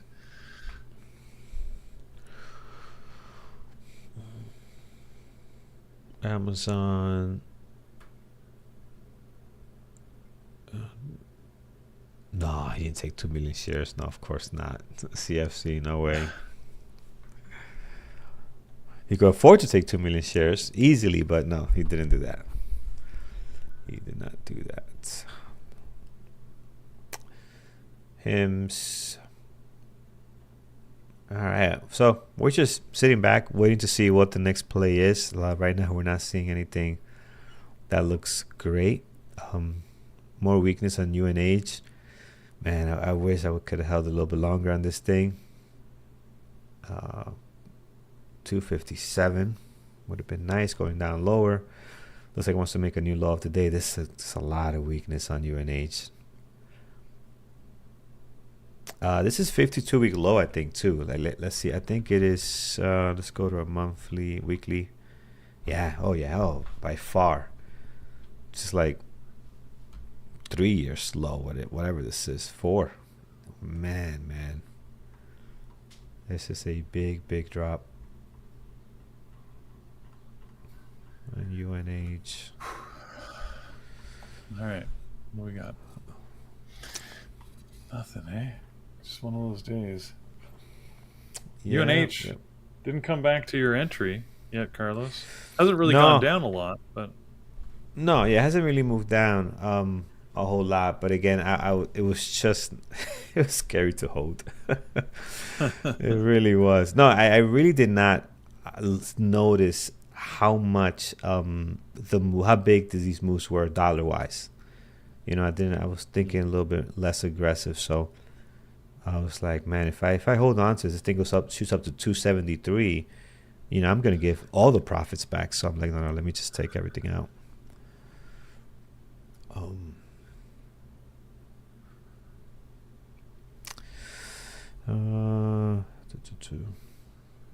What's Bitcoin's prices doing? I haven't looked that up today. Let's see here. Bitcoin is trading at 102,060 dollars right now. So down overnight Mm-hmm. from Nice. 105 that it was trading at yesterday. Nice. Adding to UNH short free fall. Very nice. Free roll. That's the Thor famous free roll. Awesome.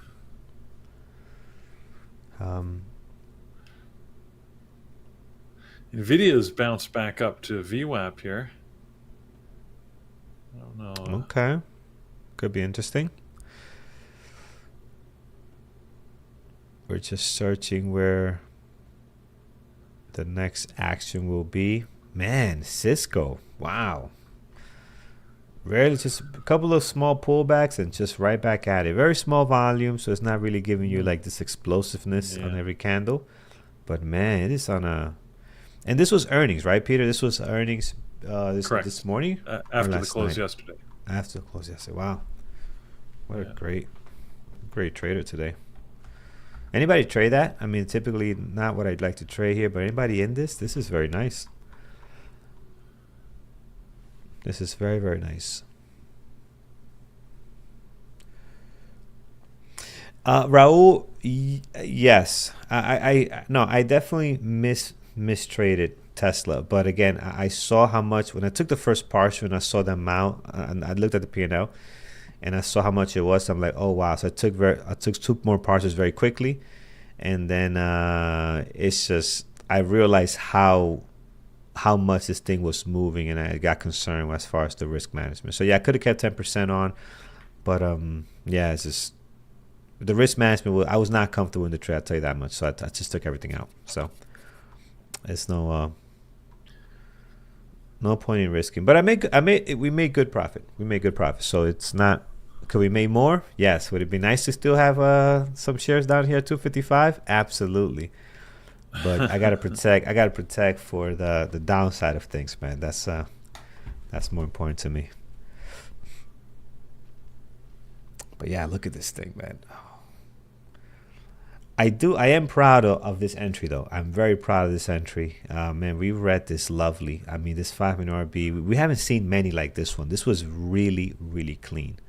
Yeah, it was nice. Beautiful entry, dropped right away. If we didn't get this pullback, maybe I would have stayed in it. But this pullback happened so fast, and you saw the difference in change in price. I was like, whoa, wait a second. So I took everything off. But yeah, very clean 5-minute RB. Well, good entry. You managed it tightly. You weren't afraid to say, I'm not comfortable in this trade, and to instead just hope and pray. You stuck to your rules. I can admire that. Yeah, hope and pray has not worked for me in the past. Oh man, it doesn't work. Now? Oh no, I didn't want to look. He tried another Tesla long, got hurt on that too. He's not having a good day. It's choppy out there. It is chop fest.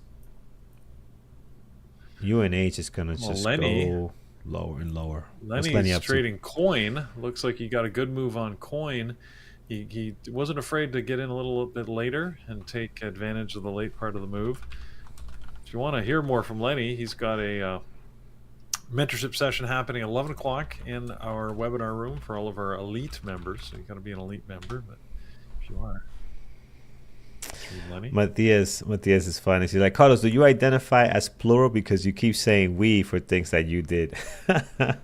You're so right. Oh man, yes. Royal we. That's I like that. That's a good one. This just comes from the corporate lifestyle, man. Corporate life. 12 years saying we, and only I when it was a problem. Good stuff is all we. That's right. Bad stuff is all the manager. So no, that's good for you. You should take responsibility for things, right? Absolutely. Team gets the credit, you take the blame. That's how you build a good, solid team. Oh yeah. Let's see. Hims going lower.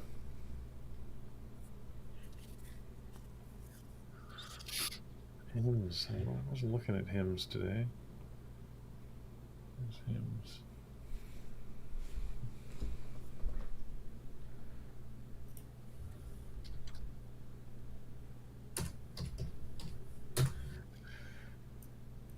Hims. Hims, yeah. Hims up early and now just selling off. Interesting.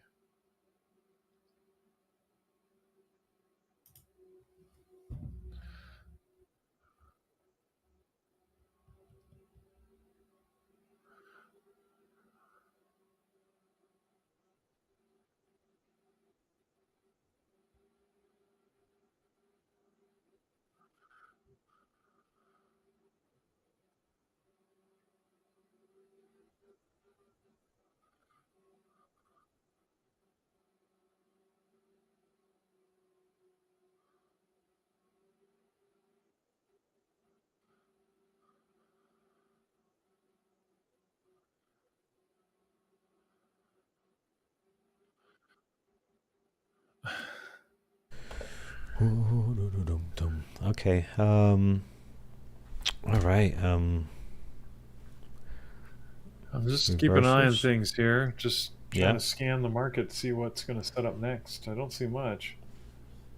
Yeah. I'm doing the same. You guys know me. I don't trade a lot to begin with, and when you get a day that doesn't lend itself, I mean, sorry, you get a morning that doesn't lend itself. We were only half an hour in, right? Yeah. From my point of view, it's still very early. So, That's a good point. I don't get. I used to get really stressed when like, oh my god, it's a horrible day. I don't see anything. I'm like, you know what? No, By just 11 started. or 1, yeah, the day could look great for me because I have Yep. lots of time. Yep. If you're an open trader, Agreed. your day could be over. Could not agree with you more. Nvidia up through VWAP here, so didn't hold that level. Following or leading the market, tough to tell these days which is which. Nvidia being one of the top valued companies in the planet, whether it's number 1, 2, or 3 is debatable. I think it's either number 2 or 3. SPY's moving up a bit here. Hopefully can push things higher. Hims above the Nvidia above the VWAP. SPY's being aggressive a little bit.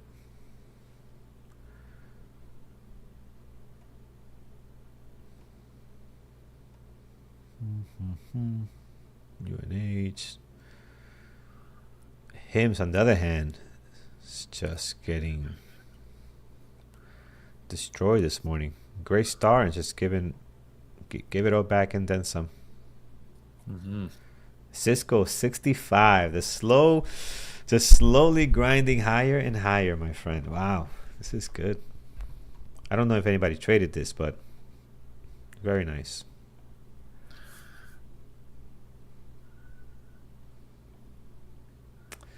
Walmart coming up to the VWAP.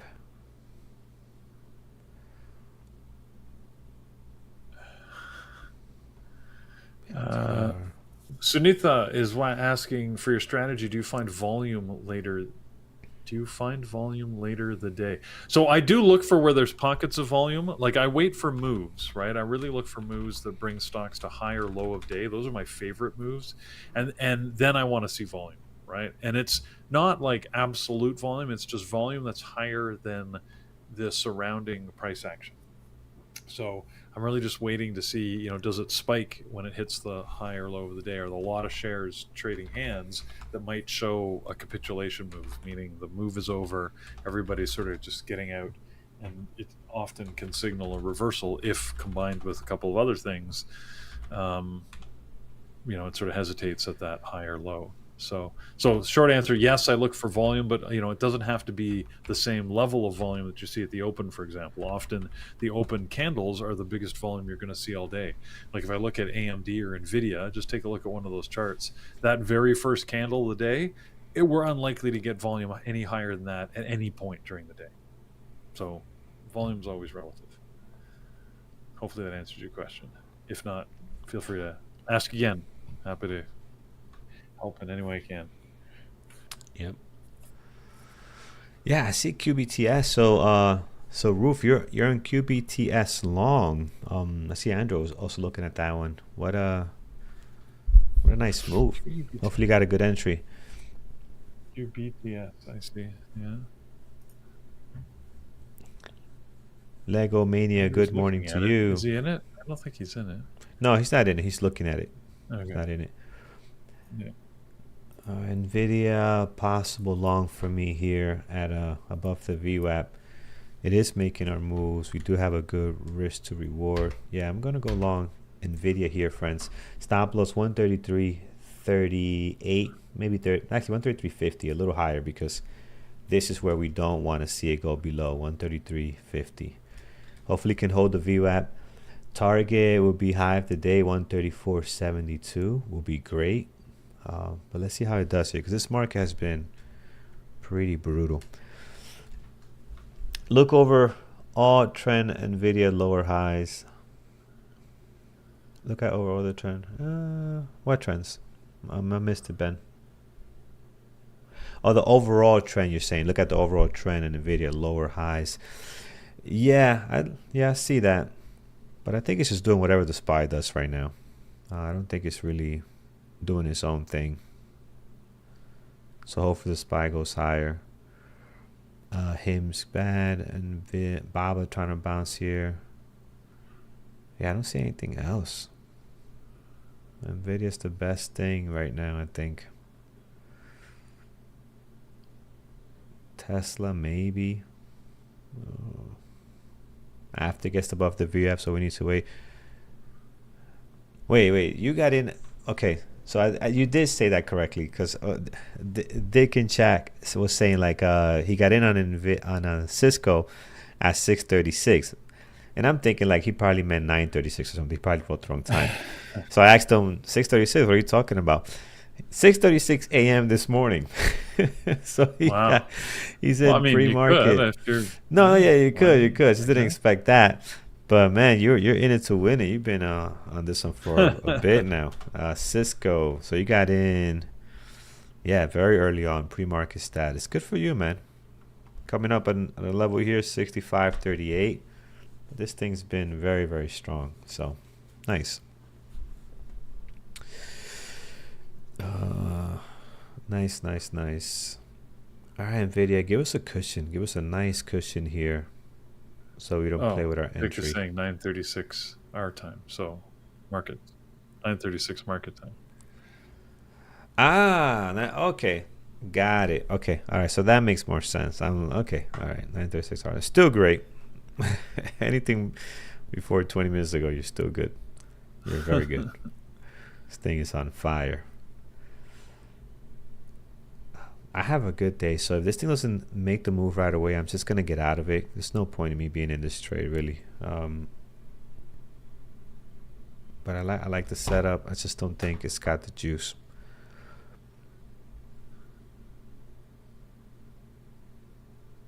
Let's see.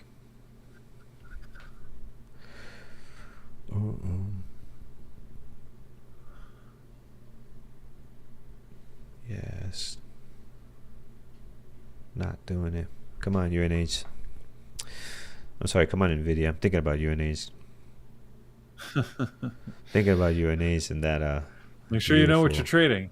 You don't drop. You don't want to enter one thing and then try and exit something else. That would now you're like long something and short something else. I've done that before. I've been long and short at the same time in different positions, and then what ends up happening is you want to cover one instead of covering the right one, you add to the wrong one. I've done that in the past. It's hilarious. So I made a rule at that time. Remember, I could take 2 trades at a time, but I cannot take 2 trades in opposite directions. Like I can't be long in one and short in one because I kept making that mistake over and over again. So I'm like, I no more. So if we're long, we're long. If we're short, we're short. But I rarely take 2 trades at a time now. I agree, Sarah. It was fun. It's funny now. It's not funny at the time. Agreed. Oh man. Nvidia pulling back. I don't think it's got the. Yeah, right. Get out, George. Yeah, I think so too, man. I don't think it's got the juice. Well, our stop is 133, above 50, 133.50. So let's keep it. See what happens. If it doesn't work out, we're still gonna have a great day thanks to UNH and their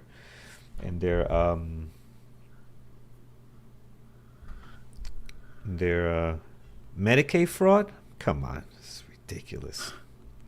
Does not surprise me though. I mean, these guys are this insurance is such a scam, man. Such a scam. I mean, I'm sure they're going to argue, that it's not fraud. They were whatever working within the rules. They just interpreted the rules different, or so, that's usually the way these things go.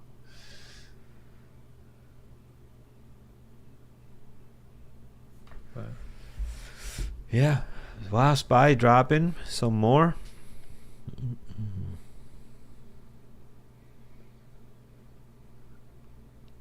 Well, I gotta find a story. I'm gonna get out of this one. Andrew's talking about you. Yeah. So I'm gonna get out of this crap. Horrible.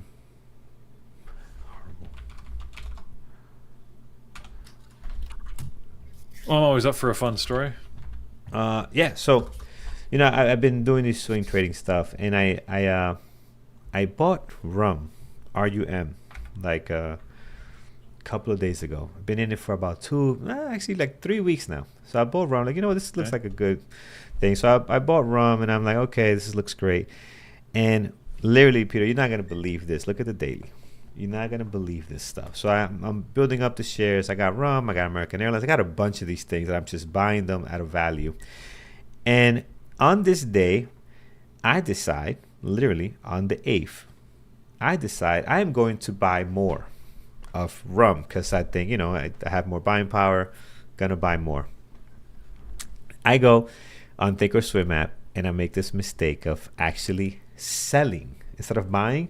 I put in the number of shares that I wanted to buy. Oh no! And there was a negative on that. Didn't notice the negative. Negative means sell. And I sold a bunch of my position. I'm like, oh my God. I just noticed what I did. I literally left only like 106 shares for whatever reason. 106 shares are left. And I'm like, should I sell the rest? Whatever. Just leave it. Should I buy back in? Just leave it. Whatever. Next day, this thing pops up $1 and change.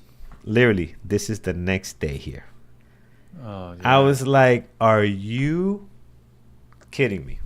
You just can't make the stuff up. You cannot. Now I could have bought back in, but I was so frustrated, and it was like close to the end of the day. I'm like, whatever. Well, we can buy tomorrow because we've been stuck in this for not stuck. I knew it was going to be a while, but we did it for 2 weeks, and I just keep buying. So I'm like, we'll buy it again tomorrow if it gets at a better price. Nope, too late. I was like, wow. I'm up though. I have 106 shares, and I made like a couple of bucks. 102 shares, and I'm up $170 for today. Brutal, guys. Brutal. You know what?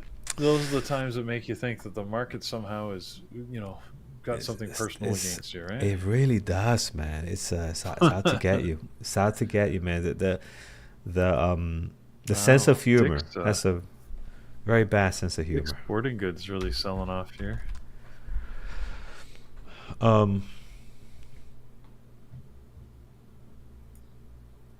No, sorry. It was I made a mistake.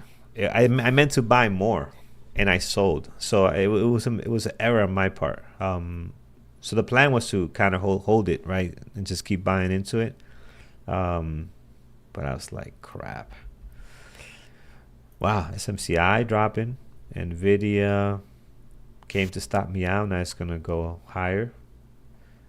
Tesla's so bad. Hims, beautiful short. Baba, and then UNH. It is a tough morning, friends. If you're having a tough time, the best trader in the world is having a tough time, Andrew. So when you just that should make you feel much, much better if you're having a rough time. And if you want proof it's a tough day, usually, what's one of our go-to stocks out there? It's Tesla. Oh And yeah, yeah. just look at Tesla's chart. You really don't have to look much farther than that. Look at how ugly that is. The 1 minute It's especially, yeah, yeah, like that shows it's you. back. That's ugly. Yeah. Yeah. Even the 5 minute, like you see the 5 minute, like every candle overlapping each candle, like this is not good trading. Look at this, right? It's like you get down, right back up. So if you're in long here, you're stopped out. If you're in short, you're stopped out. Anywhere you go, you're stopped out because it Yeah. just keeps overlapping the previous candle. Like there's nothing happening here. You know. Ben says, remind people to like and subscribe. 900 viewers. Yes, Yeah. yes. We'd love for you guys to subscribe.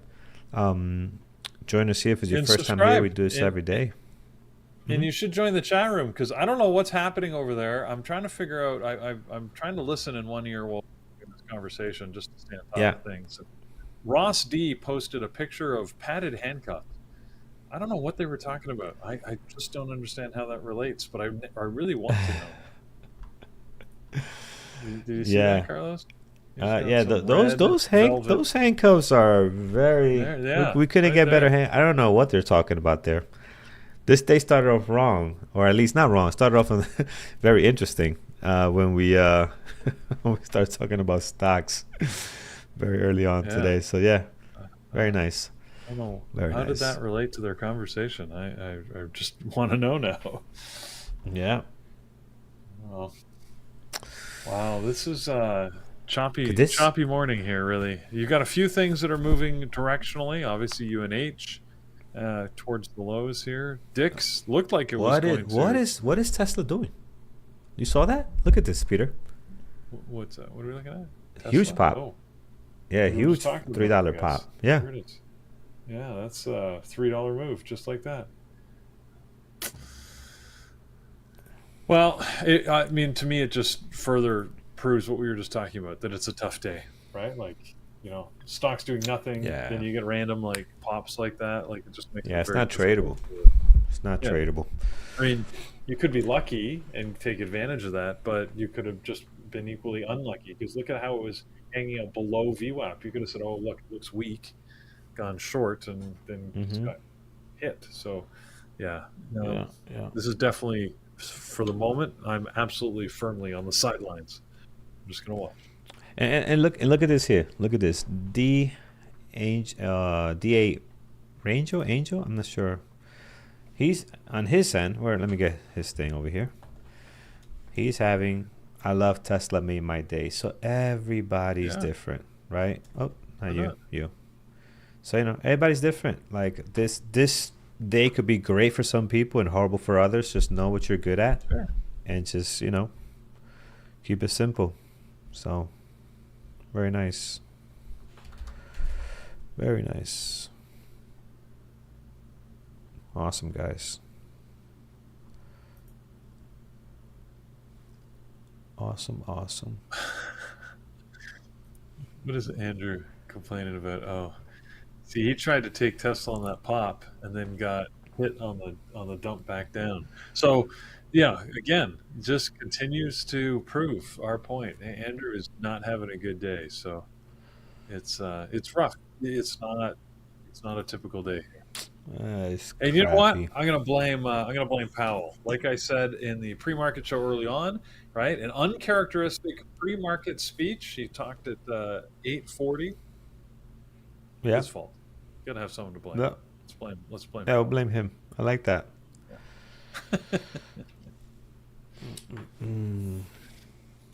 Maybe Trump can tweet something and save this market for today. Yes, or It's not nighttime, tweet. right? What he uses? He uses what is the stuff he uses? Social? Truth Social. I gotta sign up for that. Anybody signed up to Truth Social? You guys like it? How different is it from Twitter/X? I just signed up. Cool, Ben.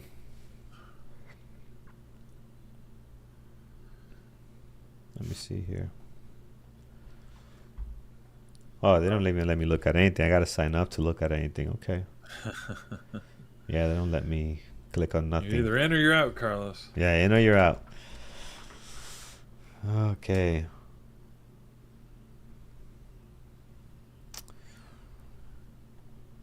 Okay.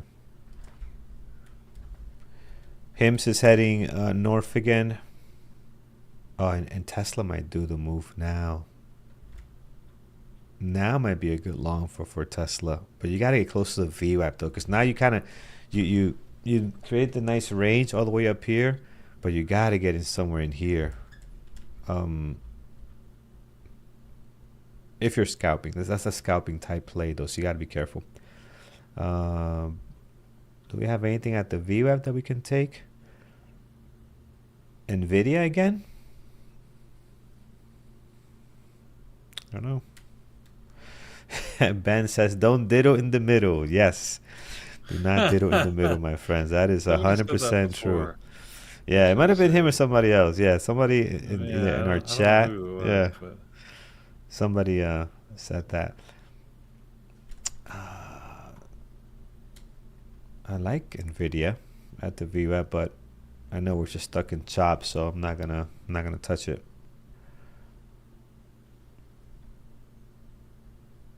Let's see.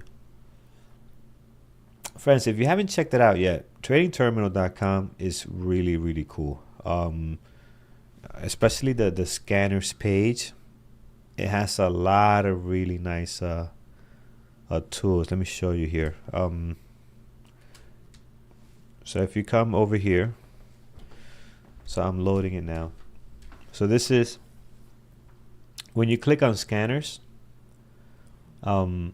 it's gonna bring you here. It's having a hard time loading, but I have it open on another page too.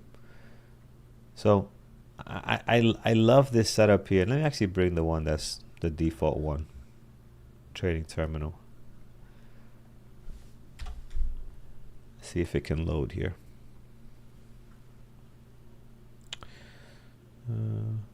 Is it because I have it open in both places? Maybe. Could be. Maybe it doesn't like to be open twice. But here I love this thing here, man. It's pretty neat. Like if you link this up, and let's say you click on Foot Locker, all right, and you link this up to, it should be blue. Link this to blue here. Then when you click on Foot Locker, it'll give you all the news for Foot Locker or whatever ticker you're watching, right? If you double click Foot Locker, it'll load the news and everything you have for that ticker. So I really like that there. It'll give you the information. It'll give you the gap of scanners. This thing is going really slow for me. I don't know why. But it is pretty neat. You got the notes on here. You got individual news. So it's really, really nice. And then if you look at, this is my pre-market setup. You could have several different setups like PM show. This trading terminal one has a lot more scanners as far as the day goes for turbo breakup, turbo breakdowns. There's a bunch of stuff here. But this is my pre-market setup that I do. And you can even take notes here, which is pretty nice. So again, very, very useful. Charts. These charts are great. They're actually by TradingView. You know, TradingView is pretty neat. They got a bunch of stuff that's pretty cool. But yeah, really nice. Take advantage. Completely free. Definitely a must-have. The other thing I want to show you is a lot of people are asking me about my Dash Trader Pro layout. So here's the link for that, because I just kept emailing people the attachment and I didn't want to keep doing that. So what I did was I loaded it up here on Linktree. So if you come to Dash Trader Pro layout, you click on this, you can download my Dash layout. So if you email me, I will email you back that link so you can download it, because it was a pain trying to email that to everyone. So the link is there. I try to remove it so it doesn't ask you for the name, but it does. That's a requirement, I guess, for security for Linktree. So if I could remove that, I would. But it'll ask you for your name and your email address, and you can download it. Tesla, friends, I think I like here. Yeah, let's go along. No, sorry, not Tesla, excuse me, Nvidia. One more shot here, Nvidia, on this setup. And let's see if we can get a pop going. Could this be it for Nvidia?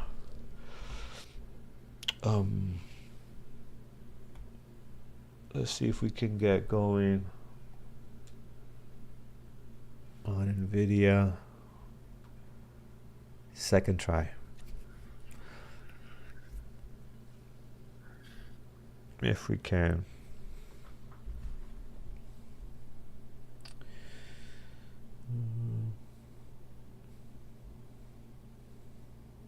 Stop loss, probably same area. We got a slightly better entry, so maybe 133.40, 10 cents lower. Actually, should be here. Should be right around this area. Let's see. Yeah, everything's struggling, Juan. This is yeah, everything is struggling. Yeah, this is again, tough day. Don't be afraid to sit it out, right? If it's just not working for you. Yeah.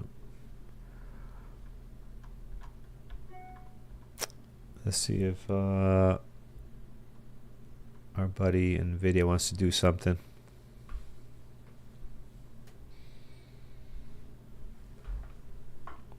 Hardest thing to do is sit on your hands. I agree 100%. It is so difficult. I'm actually pretty good at not trading. Actually, today I shouldn't be trading this much. I have a good day.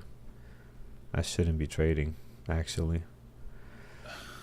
But that's what happens though. You stick around, right, Peter, and you start seeing, like, this is your setup. You start seeing things and you start taking trades for no reason. Like, why am I in this trade? Shouldn't be in this trade.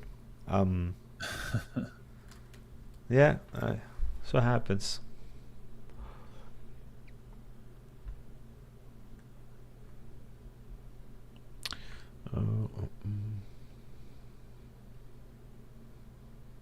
Let's see here.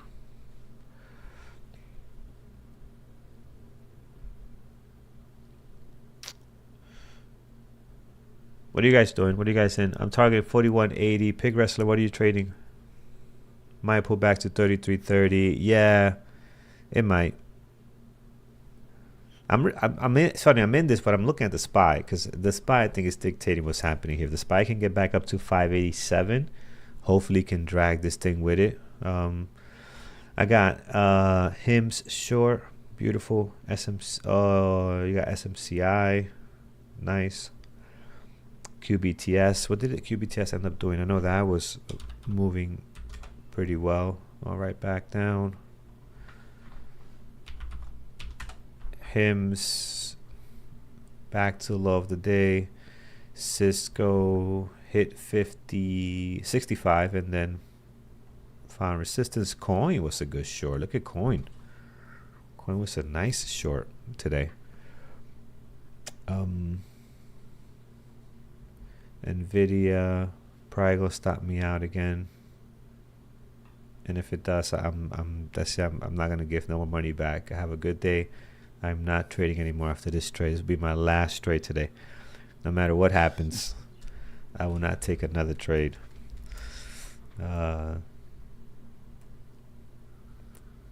see here. Peter, are you in any trades? Effort over excuses. Nope. Love the name. Love the name. Nope. Peter, you been getting a lot of rain up there? No? Not really. It rained this morning. Unfortunately, my tennis, I was supposed to play tennis for the first time this season and got rained out. But other than that, well, I mean, I just got back into town a couple of days ago, so hadn't rained since I've been here anyways. Gotcha. How about Peter, do you play golf? No. Well, I mean, not really. No. Okay. If I have 4 or 5 hours to waste, I'd rather do other things, to be honest. Yeah. Not a huge golf. I enjoy it when I go, but it's more of a social game. I'm not a serious golfer. Not very good. Yeah. I had a lot of fun in Florida playing golf, man. So I want to get into it. I got a couple of people that emailed me already. We're going to try to put something together. It should be a lot of fun. But the requirement is, if you want to join us, is that you got to suck just like me. You can't be out there, hitting, 150 yards on your drive. No. You can't be doing that. Because on top of that, you'll be bored. We'll slow you down, right? So if we're in the same level, at least to get started. Then once we get nicer, we probably can play with people that know what they're doing. But I don't want to. I need non-professionals. Seriously. Yeah. No, I had a lot of fun. So let's see. NVIDIA on the verge of stopping me out here. I think here's where we don't want to go, below this area. This is usually where we'll bounce back from, because I've done it a couple of times. But it's just so choppy. My goodness. Just keep looking over at the SPY. If the SPY doesn't move back up, then I'm getting out because it's just if you look at the SPY, you look at Nvidia, they're almost identical on what they're doing. So the SPY is going lower. So I am going to hop out of it. Oh wait, are we doing something here? Can we go choppy to the upside now?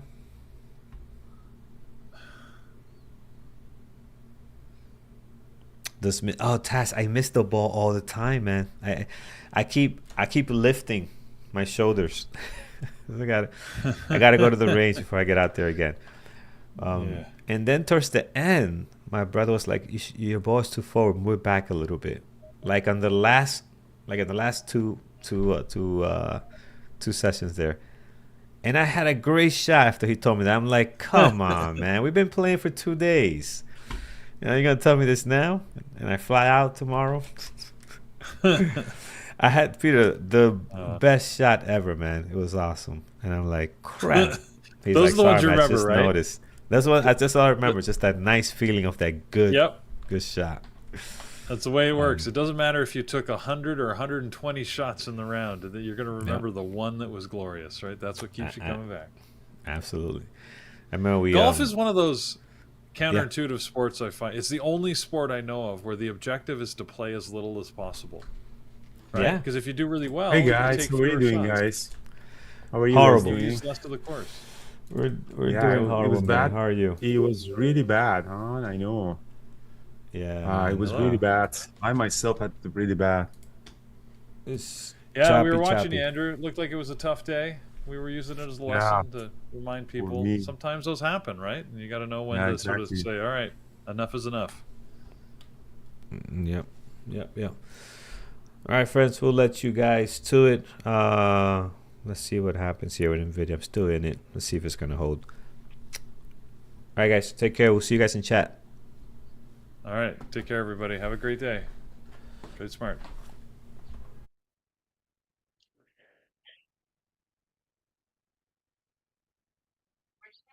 All right, so how's YouTube guys doing? How are you guys doing? I had a pretty bad day, unfortunately.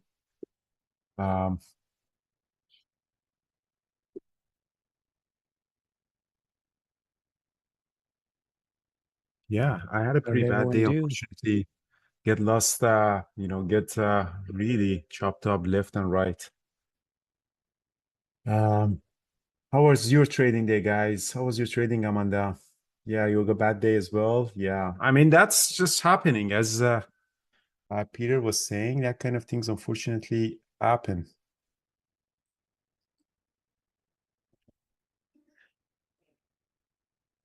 Yeah, I just noticed what I did. Do we have guys? I can't hear Brian. Brian, you there? Yeah, can you hear me, Andrew? Can you hear me? Yeah, perfect. Yeah, okay. Good. I'm here. Yeah, tough day, guys. So, and that's gonna happen. Like the days, sometimes the days that are super strong, after a couple of days, you really stop being super active. So that would be pretty sad, but it's part of trading. You can't just come every day and make really good money and just leave.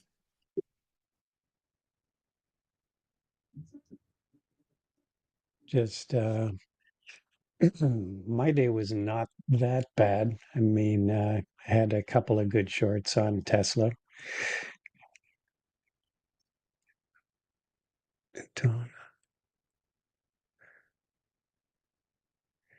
But it's been really erratic. PLTR is rolling over. Home market's rolling over right now. It is rolling over good. This is the first time actually I like the market goes down because I have covered calls and they're in the money. So I'd rather to go down. Go down.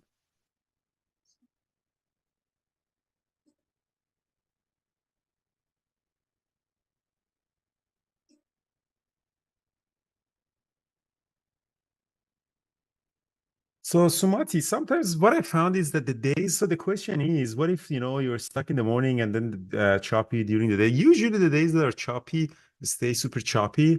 unless some breaking news or something happens. So I think it's kind of for me, I don't think I'm gonna come out of this $30,000 loss that I have. So I'm probably gonna be miserable for the rest of the day.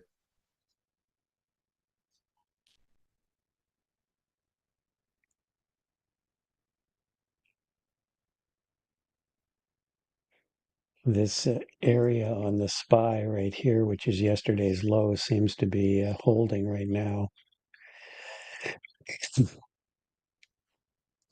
I'd watch for a break of this sort of 585.50 on the SPY.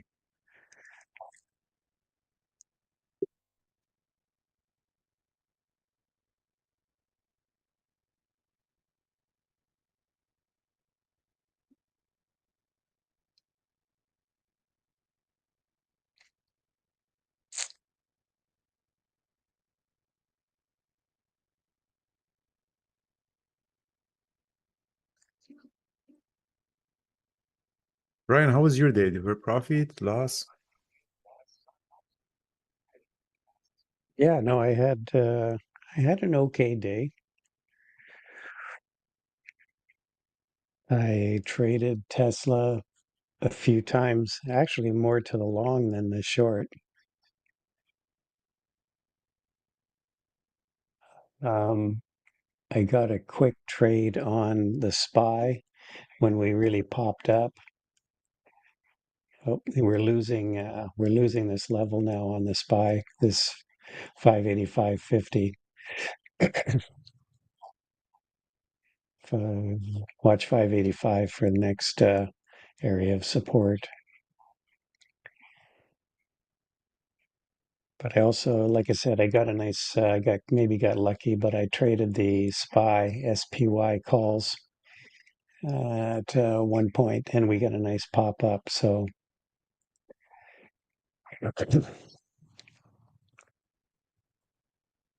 All right, so market is really going down.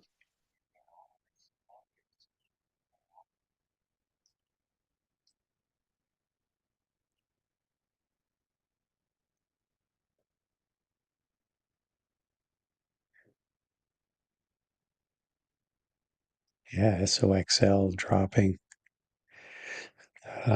What else? We're down at low of day on NVIDIA. PLTR is at low of day. Might bounce here off S4 on PLTR.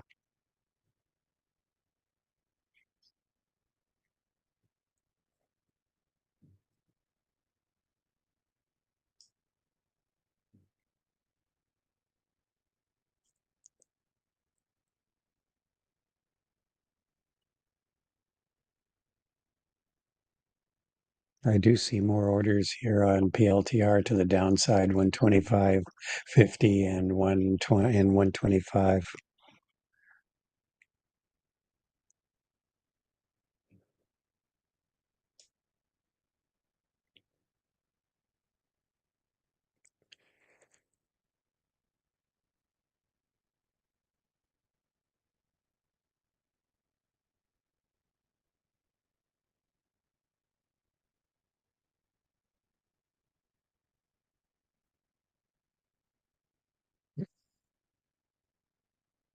All right, so SPY doesn't want to go higher at all.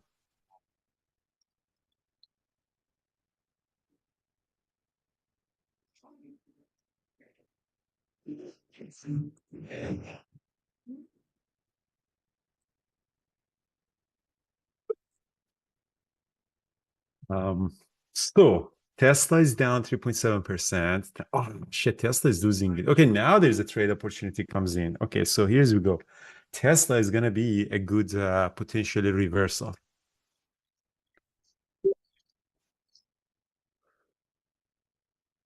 So Tesla could be something that is coming down.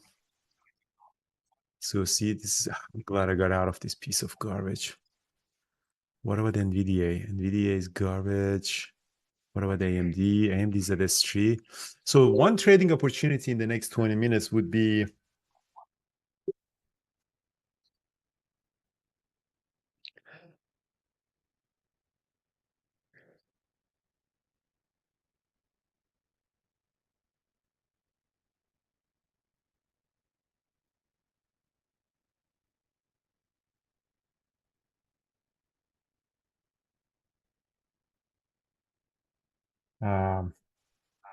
Maybe we can do. Maybe we can do.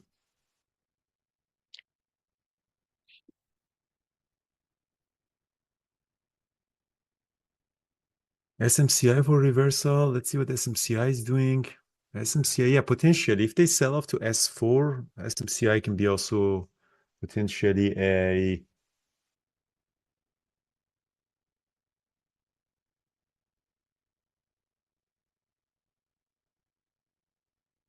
Well, it's back on the SPY and Qs.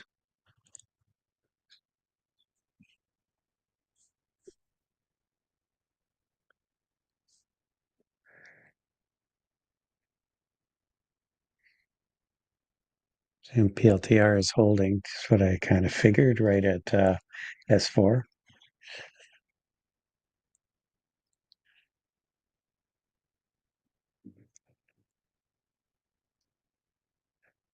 So recap from the loss. I think you saw pretty much my recap for the loss. I mean, you guys can see my screen. So the first trade that I did was, essentially 1 minute win range breakout on Tesla, which was good. Brian also took this one with the 340 calls, and then that was I made money. I probably should have stopped trading because that was a good trade. And then I tried to catch this reversal, stopped out, another one, stopped out, and really should have let this Tesla go, because when it's really kind of choppy below the VWAP, you really don't have much of an edge or trade book. It's just choppy. And as you see, it popped up. I got fooled, went long in there, didn't sell, and I got a stop there again, came back up, and now eventually losing it. So Tesla, except that really nice pop at the open, I really didn't have any trade book on that. So when you don't have a trade book, that's where you really don't want to mess around on that. Did we trade NVIDIA too as well? Yeah. So I traded NVIDIA for a pop. I got it. This one was more of a break even. The 5 minute, when I was looking at it, it's okay. 5 minutes really making a bullish engulfing.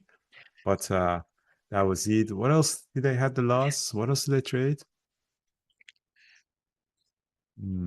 They trade. Liquid was a penny a stock that I shouldn't have traded, and that was it. Oh, QBTS. Did I trade QBTS too? Yeah, I traded tried to QBTS on a some sort of a bounce. This one was also a stupid trade, and that was not really good. So overall, when you're trading something that you don't have a trade book on that, which my next book is all about trade book, which is going to publish probably next week. So that book tells you why you should trade only in should only trade your trade book. And whenever you're taking a trade based on gut feeling, it's I feel that this trade might work, then that's usually the time that you really lose money. So right now it seems that SPY and Qs are all don't want to do much more unless there's any news coming in.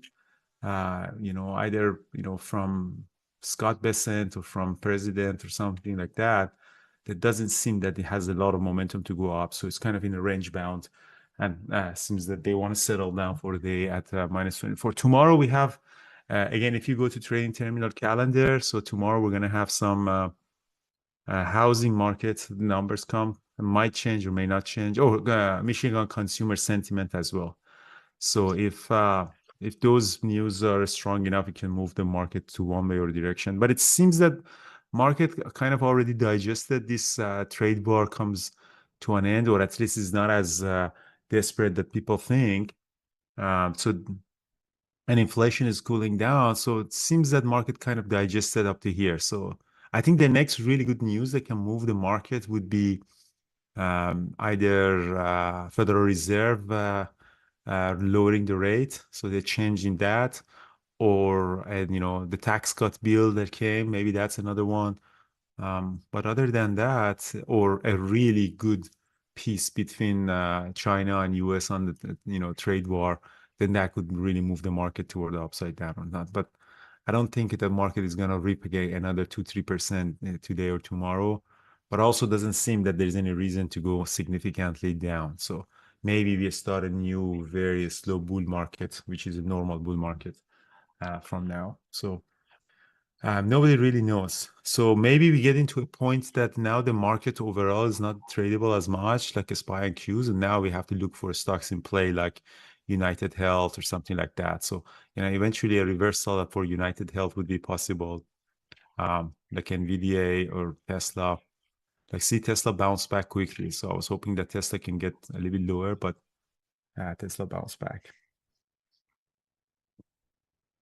So trader Alex is asking, is there any news today why the market is red? Market really doesn't need any reason to be red. So it had a very massive move the last couple of days, and now it's consolidating. So usually that's when the market moves up so fast and gets overbought.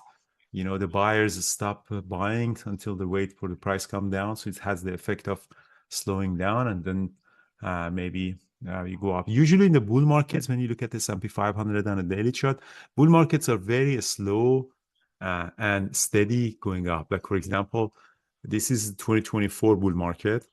So as you see, market gaps up, it slowly goes up, and then some pullback goes up, some pullback goes up, and then reaches to a point that either, news or macroeconomics got impacted. You rarely have this kind of move in the bull market, and All right. and it's not healthy either. A market that is like that is not healthy. Okay, so did anybody take that PLTR bounce? I think I can see some people in the rooms mentioning it. Good, good entry point right there. Just around 126. Nice, Steph. Good one. Yeah, Tesla had a nice bounce back there too, about the same time. The market's bouncing a bit.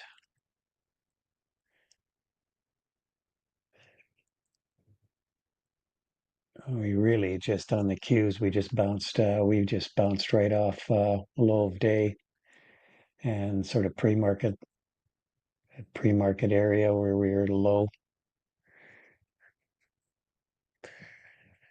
The video is kind of crawling back up here.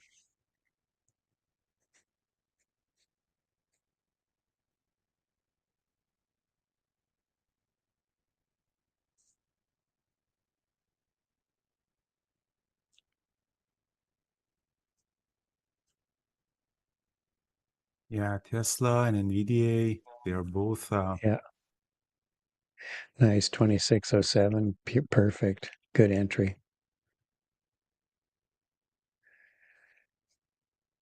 Yeah, everything's bouncing back here. Nvidia. Oh, touch is life. Life sometimes, guys, it's very important. These days like these you got to be super careful. The days like this, you usually have maximum profit by overtrading. Like even myself overtraded today. So super important to really stay um, stay disciplined, and don't trade anything that you don't have trade book on. That's another important thing. Like if you don't have a trade book, just don't trade on that. Like Tesla, to me, is very tempting to go long now, but I don't have a trade book on it. Like it's not ABCD pattern, it's not opening range breakout, it's not extreme reversal, it's not 920. So it's just a gut feeling that I have, and you don't want to trade based on gut feeling, really. So somebody's asking, where's the S4 for PLTR? So go to PLTR. S4 is 129.92. S4 on PLTR. Yeah. I've got 125.93. Guys, remember, guys, Lenny has the mentorship today, guys, at 11 in the webinar room for all the elite members. So on Thursday, we have a lot of mentorship sessions, guys. So for those of you who want to ask questions about some of anything, there is no stupid question. So ask any question that you like, maybe from Lenny. And then at 12, Jared has options trading. So we have two important mentorships session today. at 11 for Lenny, but with Lenny, which Lenny usually a trend trader with opening range breakout starting point, and Jared is going to have at 12 options trading. And at 5 p.m., Trading Terminal has the free webinar with Megan. So I'm going to also send an email to everybody about that. So at 8 p.m., that would be another one. So let me show you where you can see them. SPY's rolling over again. Rejection of NVIDIA right at VWAP. Same pretty close to Tesla. Yeah, I was concerned about this pop. Wasn't sure if it was going to hold.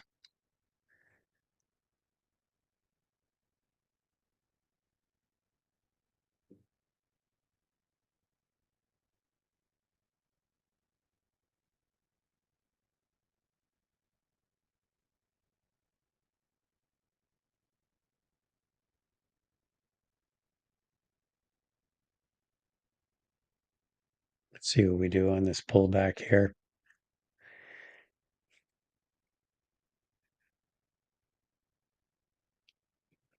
Okay, we bounced right back.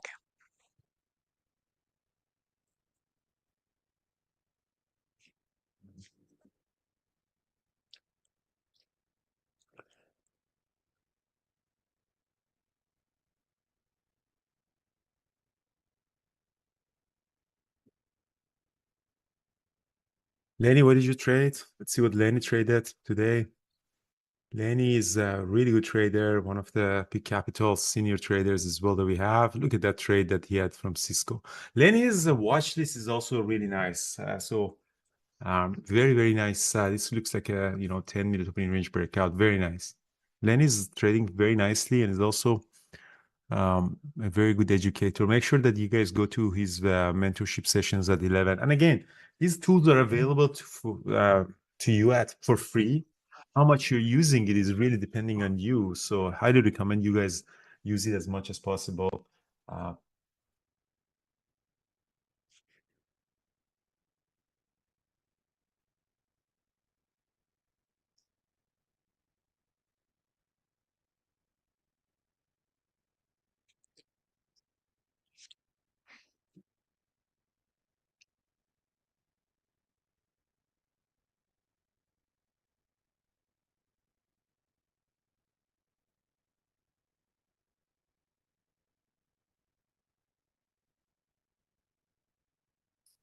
The LTR is rolling over.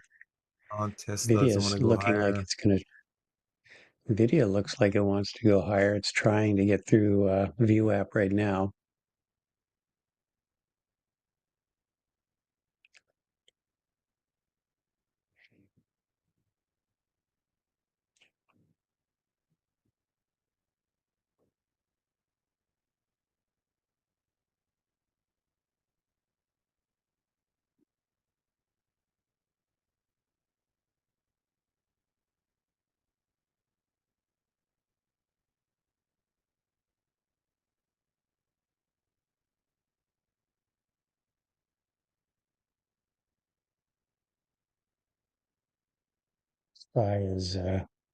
SPY is trying to move up, but seems to be some reluctance. Still think NVIDIA might pop here.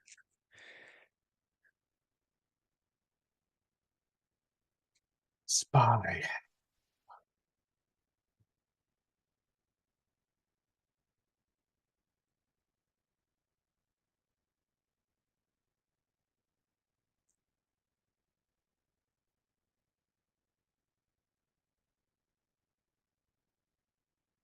JC, sometimes I regret that I'm only a momentum trader. So days like these, like if I know, for example, the options, credit spread trading, there are some strategies that you can actually trade only for the choppy market. Sometimes I'm really regret not knowing these, but overall, you've seen me, you've followed me for 10 years. I rarely have problem growing my account just by trading this momentum and breakout strategy.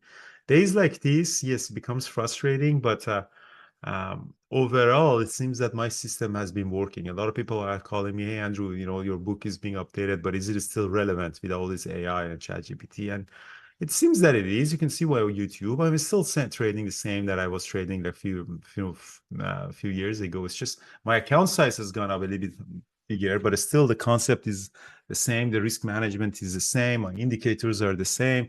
The system that I built, it seems that it's still working. Maybe if the market changes fundamentally, I don't know, 24 hours trading or something like that, the Nasdaq wants to try, maybe the system changes, maybe the liquidity starts going away from, market open hours and stuff, but maybe not. We'll see. But it seems that my system has been working properly. It's just me that sometimes is not working properly. I'm just long some SPX call. Just in this little breakout here.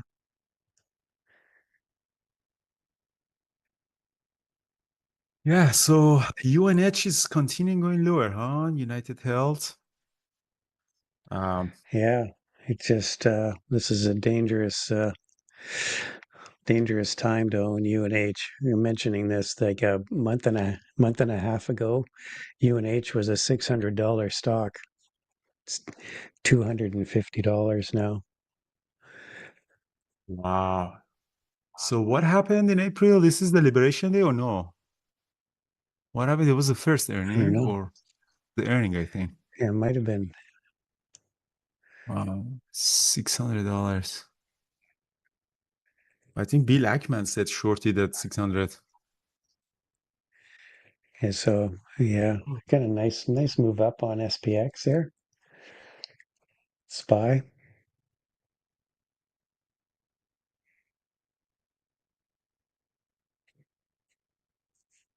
Tesla long. Yeah, Tesla came back up, touched the VWAP again and rejected. Tesla's a nightmare. No, Tesla's a nightmare. No, no for me. Thanks, but no thanks.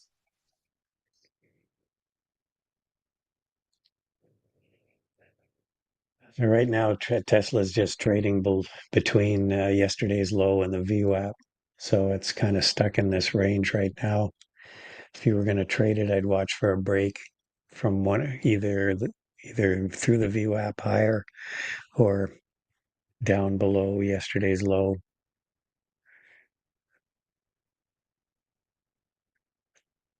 Which is about 337.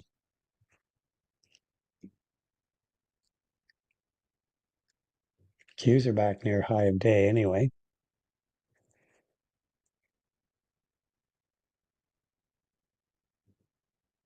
Mm-hmm.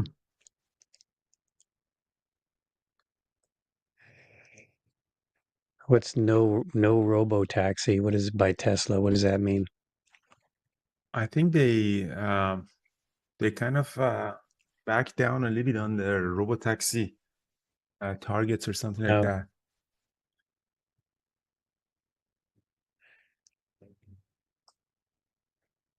I didn't think they were that even that aggressive with their RoboTaxis. I think they were going to roll them out in one or two cities. They didn't even say how many cars they were going to have.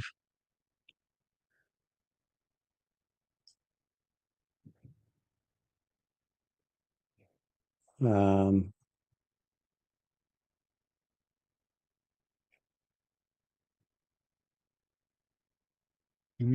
Toro.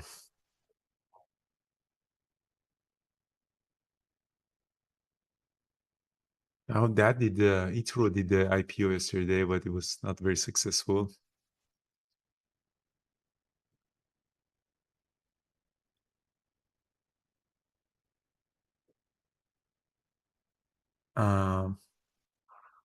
Farhad, yeah, of course you can ask questions. The whole point of community is to ask questions.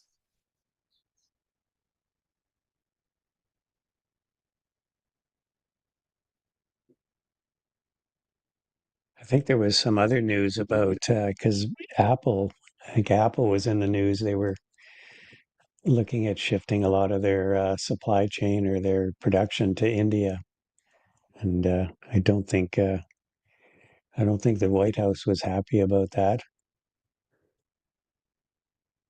Mm.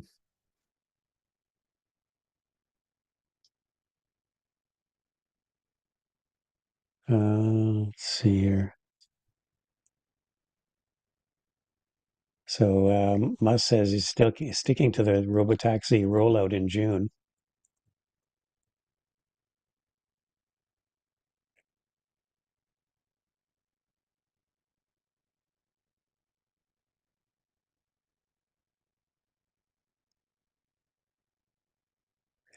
Queues are continuing to find some buyers right now here. So Yeah, so that's a good point, Harvey. I think right now the market is open for pre-market and post-market. I think it starts at 4 a.m. and ends at 8 p.m. Eastern time. I think those times would get extended. I think the main trading hours would be through 9:30 to 5, because as we need open and close, because a lot of rebalancing, a lot of options activity needs those two numbers. So I think what they want to do is they just want to allow pre-market and post-market activity to be 24 hours, very similar to the situation that we have right now, that you cannot remove liquidity from the market. You just have to add liquidity and get filled by limit orders in there. I think that's what they want to do, because brokers like Robinhood already have this gambling contract for 24 hours trading, but they're not actually real trades. So they allow you to trade with their own positions that they have, which is kind of on the borderline of being shady, and like a CFD. So I think they want to get rid of that market that some of the brokers are abusing.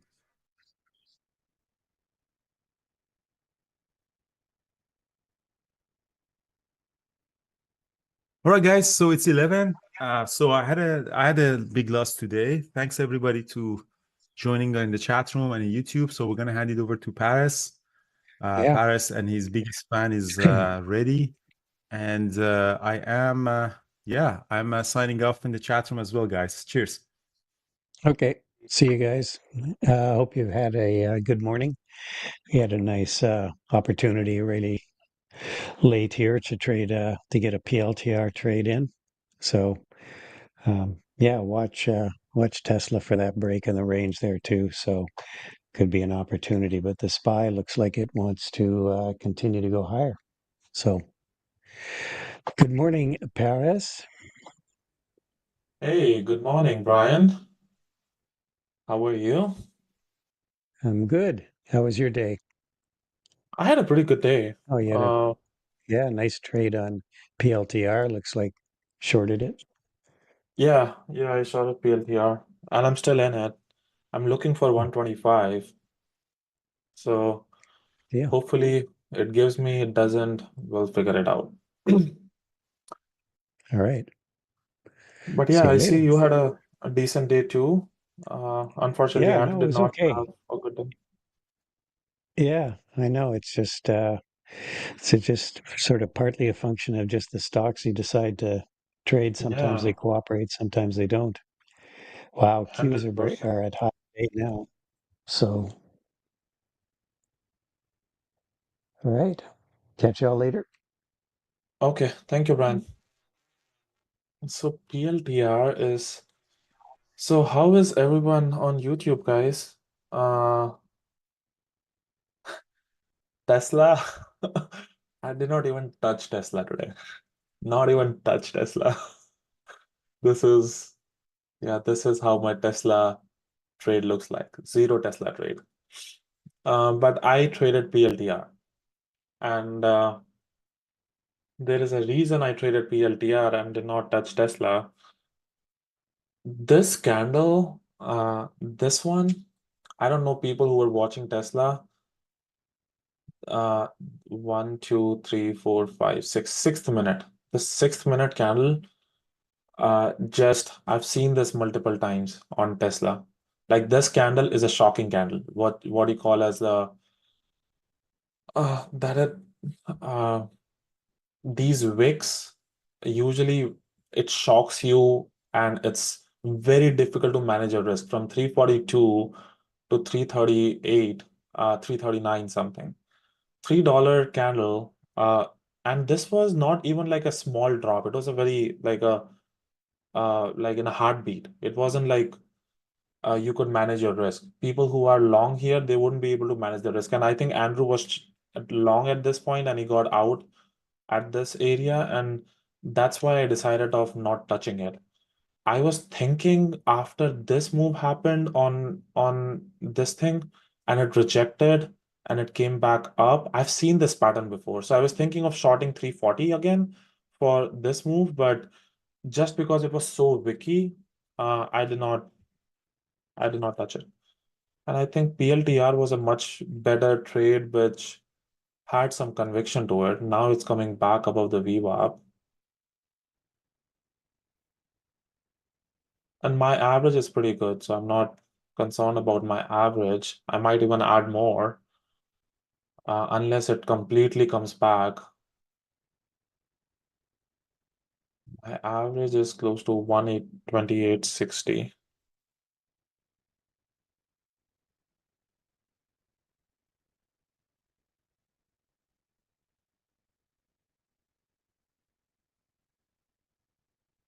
Hey Frank, hey Samati. Okay, so this looks like this popped up with volume.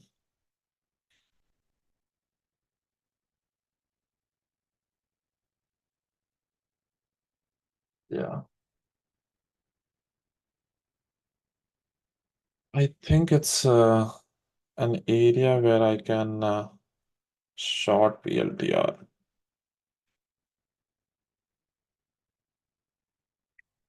I'm adding more to the PLTR.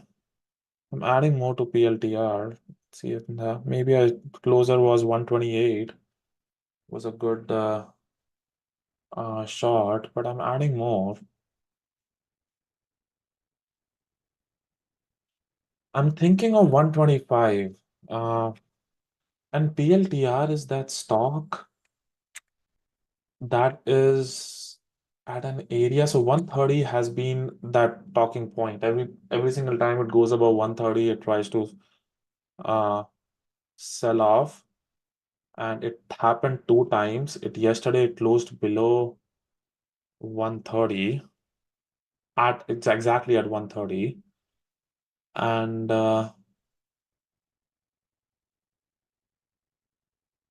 my thesis was like looking at the PLTR. One thing is that makes me concerned about PLTR is if you look at PLTR, right? Like let's look at the screener. Like I usually go this morning screener, and if you look at PLTR was in the watch list right here. If you look at this price earning ratio, it's trading at 550, 560 times price earnings. And this is like close to highlighter. But then I started to compare like what is the maximum price earnings the stocks are trading at. Now look at this from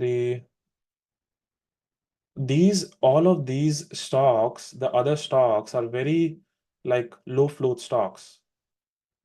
And the PLTR has a 2.14 billion and it's trading at 560 PE.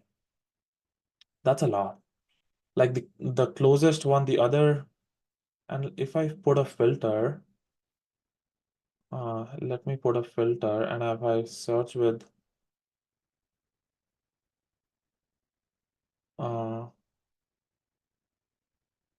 let me put as 100 million.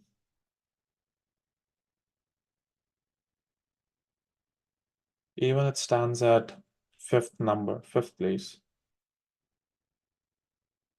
Let us say if I say 500 million, then it stands at this thing, PLTR at number 1. So yeah, that's a lot. Like the next one is like half of what the float is. So it's obviously like that doesn't change anything in terms of day trading, but it's just a matter of to be cautious about. Like what is the value? And these meme stock or these stocks, they when they rally, they like Hims is also one of those cases, right? It's trading at a very high multiple, and now today it's sold off. Oops. But usually, like these meme stocks, these stocks, then when they tend to rally, they rally and then they'll go trade at multiple higher time frames. All you're trying to find is where is it stopping, and PLTR felt like 130 was that area. If you look at the PLTR for the past 30-minute things, what the area that I was targeting was 128.74 and 130. Like this was the area that I was thinking a very good chance for it to be a short. It rejected the 130 right here, and then 130 it closed it entire day. It was below 130. It did had this 130 as the closing time, but the sellers never allowed it to go beyond 130 a lot. So every single time it goes to 130, if a basic rule of thumb of trading it is like short the resistance. And to be honest, I was early to take a shot on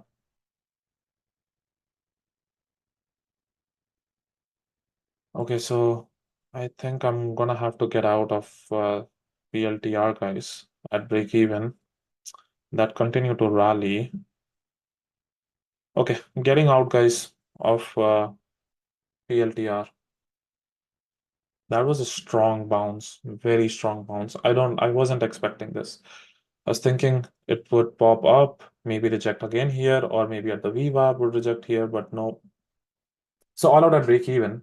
I was looking for 125, never came in. But if you look at my first trade right here, and I was tier 3 size on that. So I was my area of interest to short was this area. I was like, okay, let me try to find if I can find seller here in this area, I would love to short it. Because there are two areas of one was this area was the resistance. Like what I was thinking was, okay, I stepped down, rejected this. If it comes back and does a rising double trade, I would reject, I would short here. Like this is the area. But when it popped up like this, and I started seeing a little bit of selling pressure at 129.50 right here. And then it dropped a little bit, but then very quickly came back up. And I was trying to use this as a resistance, which was previous day high, to short it. And then when it closed above this was the third tier that, okay, if this doesn't work and it could be a trap, and if this doesn't work, I have to get out. There's no reason because tier 3 size, I don't usually give a lot of room to go against me. Tier 1, tier 2, I'm fine with it if it goes a little bit up. But tier 3, I do not. It has to work in my favor. If it doesn't, I have to get out. So it tried to drop a little bit, but then immediately get out and I got out. And then it rallied to the upside, rejected the PDC very strongly. And that's where I saw a seller stepping in.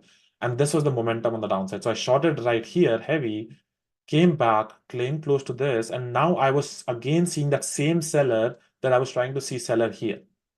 Sometimes the seller will step up, the buyers would squeeze those seller out, and the seller would come back again. And that's if you see that seller again, you have to go aggressive. And that's exactly when I saw a seller again, exactly at the same area that I saw before. That's where you slam it, came back up. This bounce was scary. This bounce, I did not anticipate this bounce. And that's the reason I did not add either. I would ideally expect it to reject the 129 and hold below 129 and then go lower. So that 129 to 129.50 jump was, I was like, okay, maybe it's gonna squeeze again. But I did not, get out either. I was very close to my break-even point at this area, but it very quickly rejected here, and then all you can see is it just continued to go to the downside. And then once this character is broken, then you can rally and scale out on your profits. Right here, previous day close, and then scale out. This was the previous day low, sorry, pre-market low, and yeah, and that was it. That's exactly what I traded. Yeah, Kyo. I use Finviz because I paid already for the Elite membership, but you can get the same information from the trading terminal. So once this Finviz goes away, I will start using.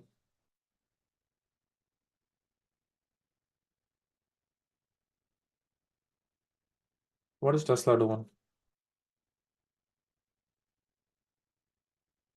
Yeah, Tesla is the more times I look at it, it looks more like a short than a long. Just because SPY is going up, uh,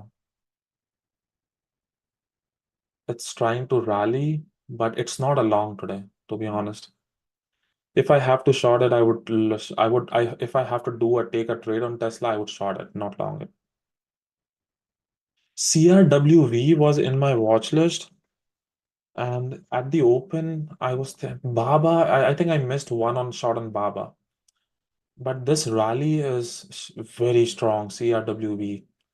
I think that it reported their earnings, have some strong demand, and I knew it was gonna break out, but it never gave me a chance at the open.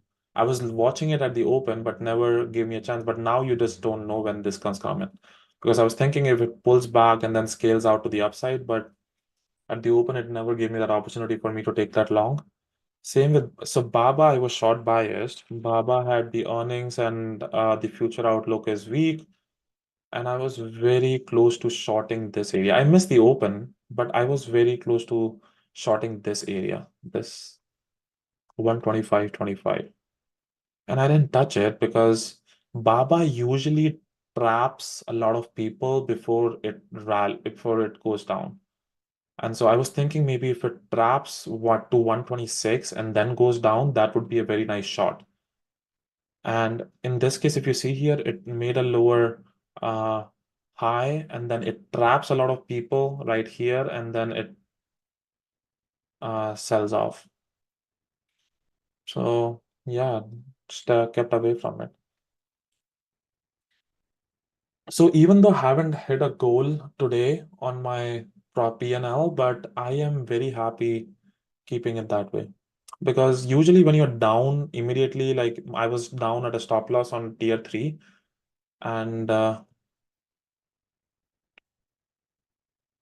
and then I did not even go tier 3 short. I actually took tier 2 short. This was tier 1 and tier 2 for a scale out to this. I made back mine. I'm only up 1.5 grand today, but I'll take it happily. I was down close to 2,500 and now I'm up on this. So yeah,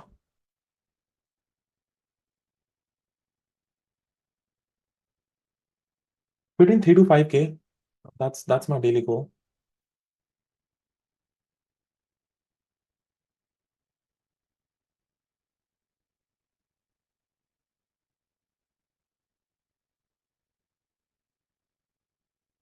Yeah, Adrian, I think Baba was a very good shot on this.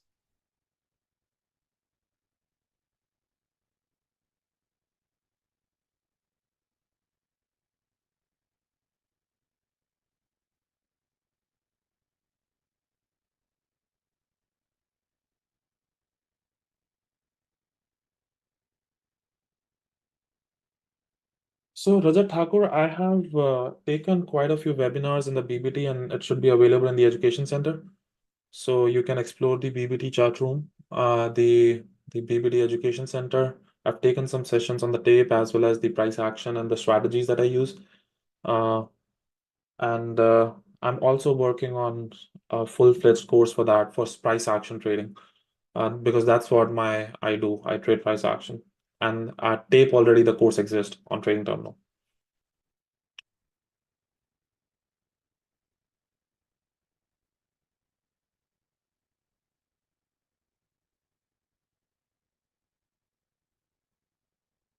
So Tiger, I think it's been multi five-figure trades, five-figure trade.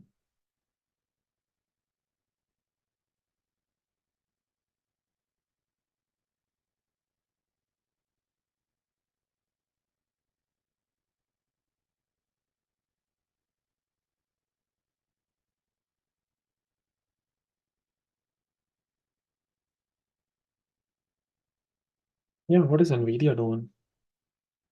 I had Walmart too. I did not touch Walmart either. I was trying to think, oh wow, it just completely continues to rally. It sold off. And I was thinking it's trying to trend. And yeah. Then Nvidia. Let's look at Nvidia. Oh, Nvidia is breaking out. Tesla is doing very similar. Tesla is thinking of breaking out of 340. It tries to drop, did not drop, consolidates, steps up. Yeah, the way the price action is looking.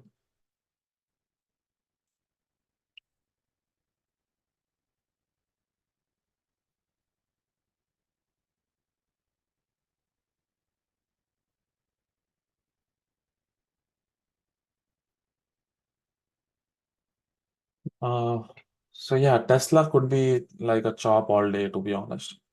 It has already run up so much, it has to consolidate to find a higher price. And I don't see a reason back to 300, but I do see a reason to a pullback to 330 or 325.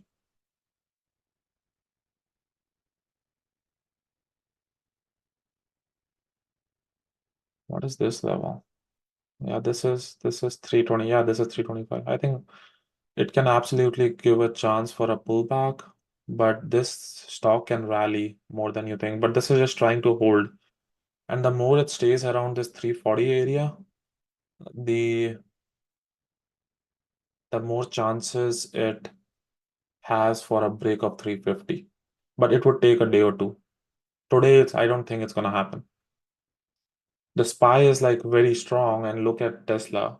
This is a sign of relative weakness. Ideally, if its SPY is so strong and Qs are so strong, Tesla would be like off the roof because Tesla is usually the one that's gainers. So Tesla is not doing that, which tells you that it's a relative weak overall compared to what SPY is doing. So that should catch your attention. Would you take a long? You might. For a temporary thing, it could work in your favor because it either the stock catches up to SPY or a SPY catches up to stock. Usually it's the other way around, where a SPY catches up to a stock if it's a high float stock. Like Tesla would be rallying at this point if the SPY is popping out like that. But if this is not, then I would wanna, and the second the SPY starts selling off, the sellers would start taking over. I think this could be more of a short than a long. Uh,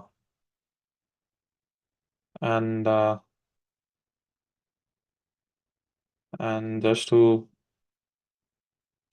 prove a point, let me take a shot.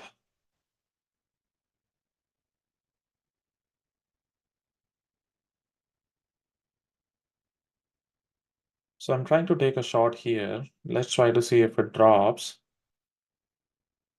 No, it did not drop, I think.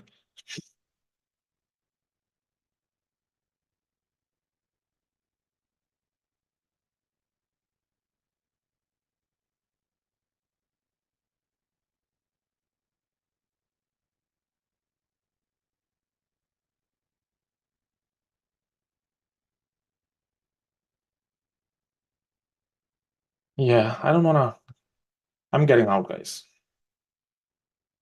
I'm getting out, break even. Yeah, but it's a relative weakness is there.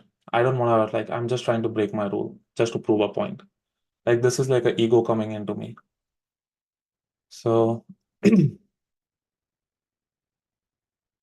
so all out on this break even.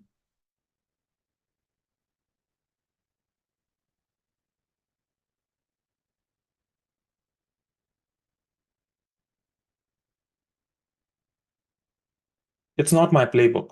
It's I usually don't go against like the moving averages and all of that. I'm just trying to talk about it, and uh, it's just showcase a relative weakness. Doesn't mean that it's a shot from here. It could be, but it wasn't my playbook. So that's why very good chance it drops and goes lower and has a relative weakness overall. But that's not my playbook that I want to be a part of. And that's one thing that I want to live by. It's like I don't want to prove anybody. So yeah, I do trade options.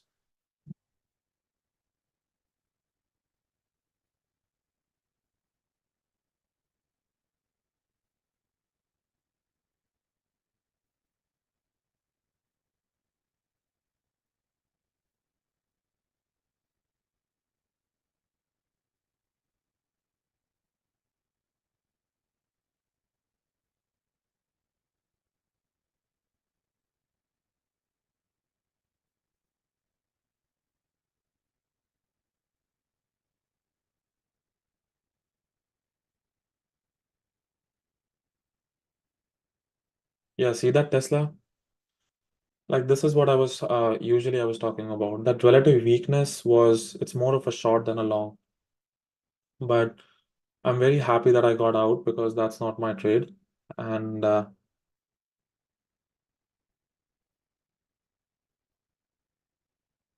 but these are the indications that you can get and trade your playbook and trade your setup. That wasn't my setup. That was like more of an ego trade. I wanted to prove you about something.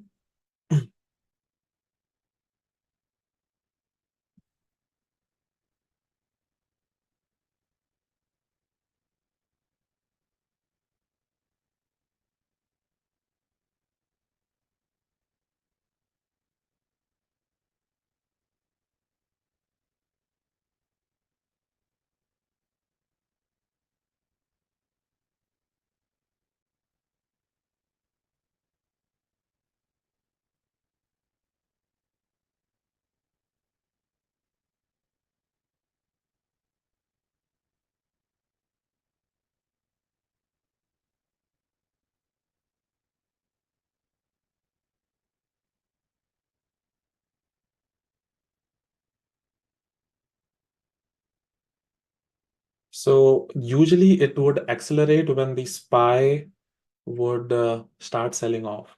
And now if the SPY is trying to do a pullback, uh, usually when the stock has a relative weakness towards it, they would tend to accelerate.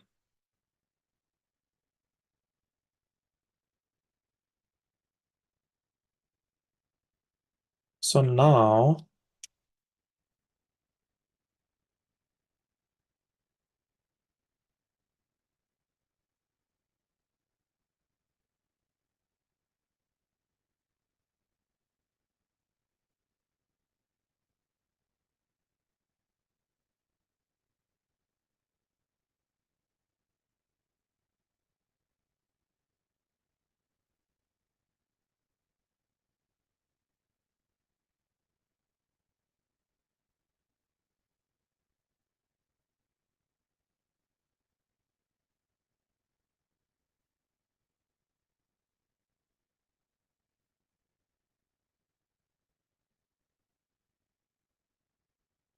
SPY is trying to hold here.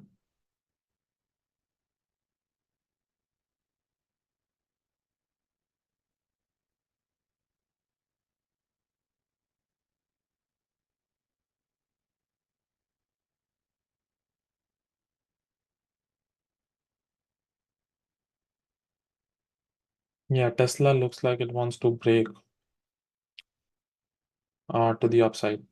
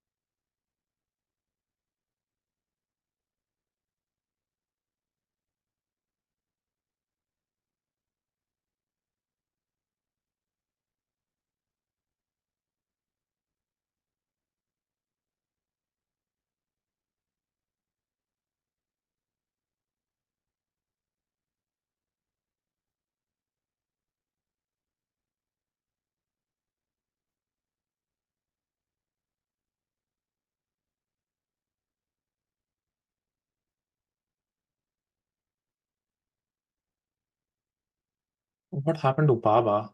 Baba's rejected really hard. There was a lot of volume that came in on Baba.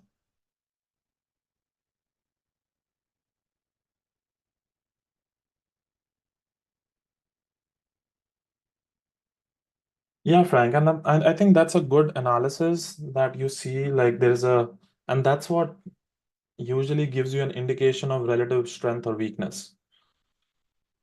This stock has relatively high volume, even though it's not going up. All the other stocks are actually, but I think now Tesla is actually looking for the break of high. Tesla is actually strong. Now, if it holds here and if this 200 moving, what is this? 200? Yeah, this is 200 moving average.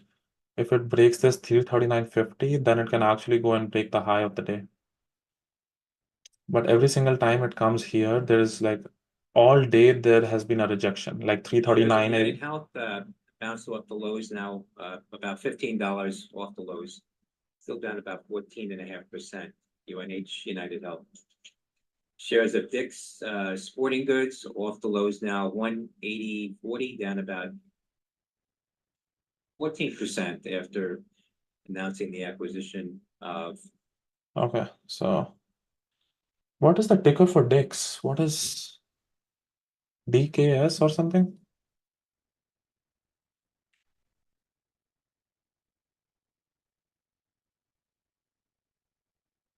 Yeah, seems like it. No. Yeah. Yeah. This is.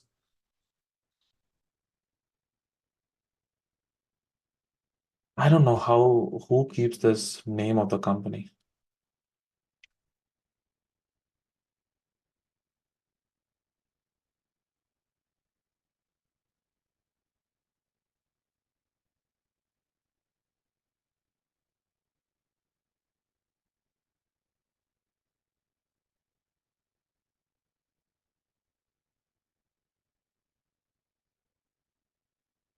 So Tesla, every single time it comes around this area, it is trying to hold that trend, a short-term trend overall, but I think if it breaks to the downside, every single time this is the seller.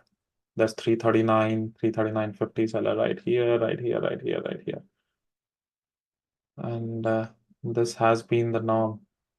340 every single time this for 340 has been trying to broken. It has led to a rejection. Came back up. And the tape was actually looking bullish until this point. Now this is the general rule of thumb is a resistance continues to be a resistance until proven guilty. And this is the place where it was trying to prove guilty, right here, and it was trying to bounce. And this is what you call as a false breakout.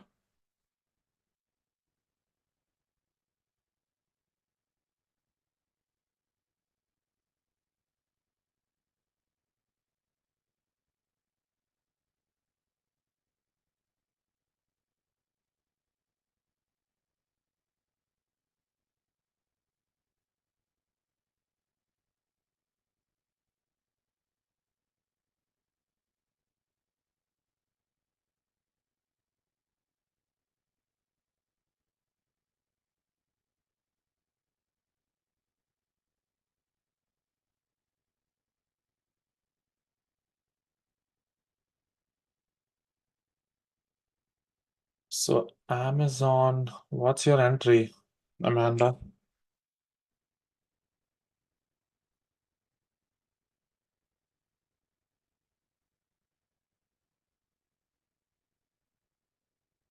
What is this guy doing? Gapped up on that's 211.2.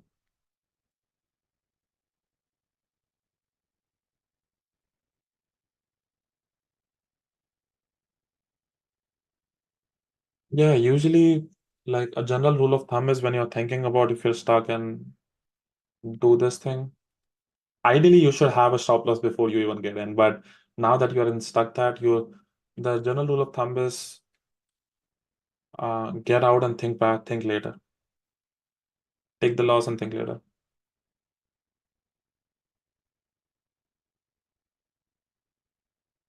And then reevaluate if you want to get back in.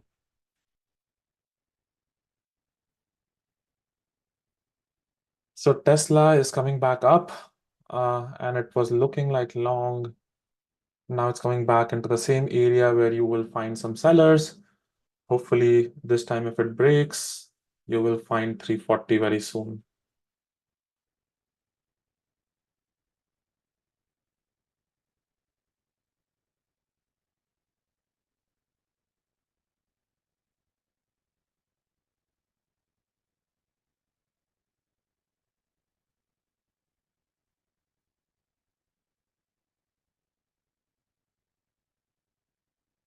Again rejected, sellers took over again.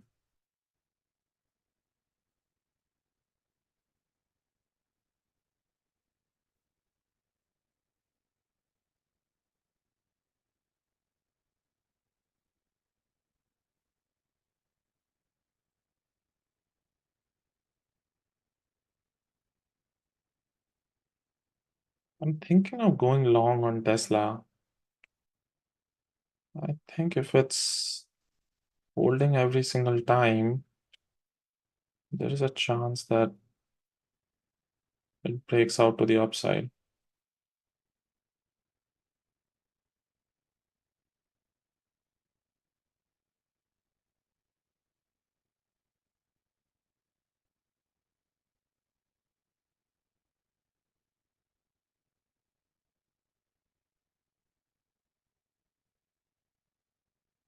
Yeah, it's trying to break on the upside. Too late. I thought a lot.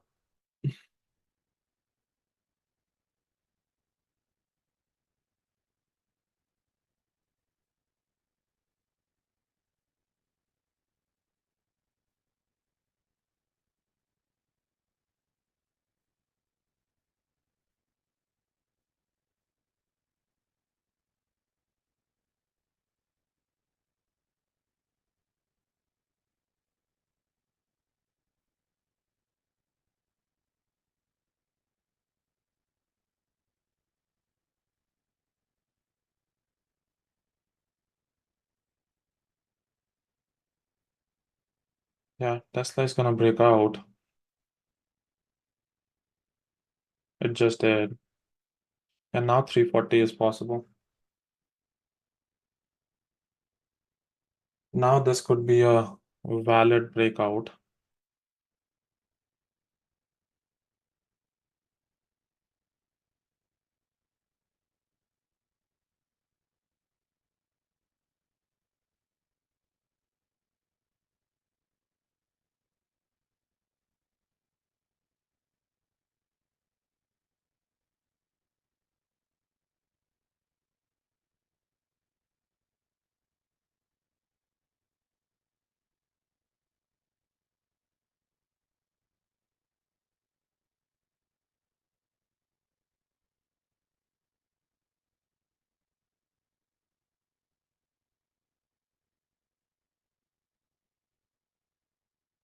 It breaks to 40, 340, breakout.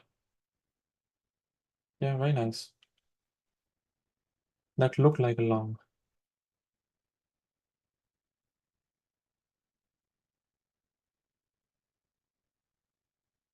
So now if it claims this 340, I think now the chances are it goes to the high of the day.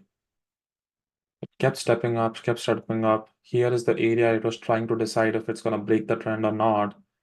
And I think 339, 11 area was the area that was buying at this point when I saw it.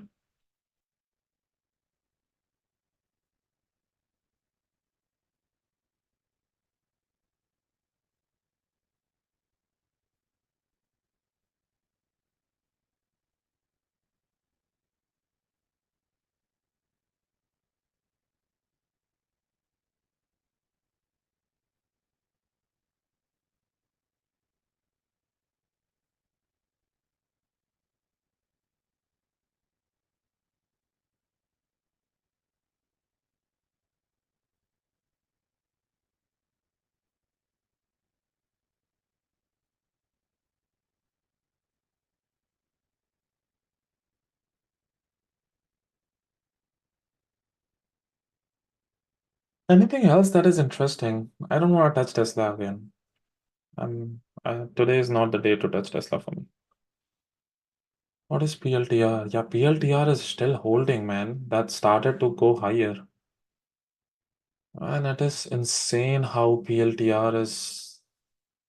And this is not the first time we have seen certain stocks that have just trading very high multiples and they continue to go higher. There's so many stocks that have done that.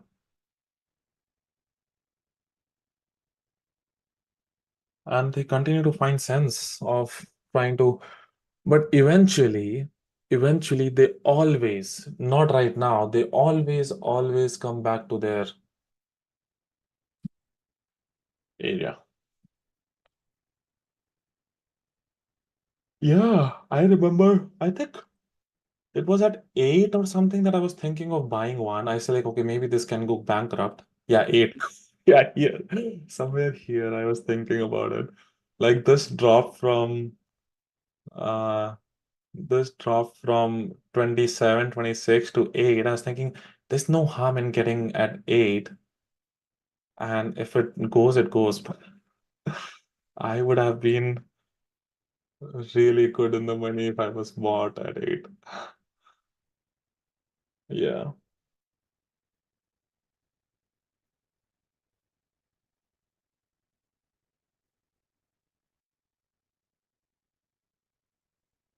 Now it's at, can you imagine like 15 times in an year?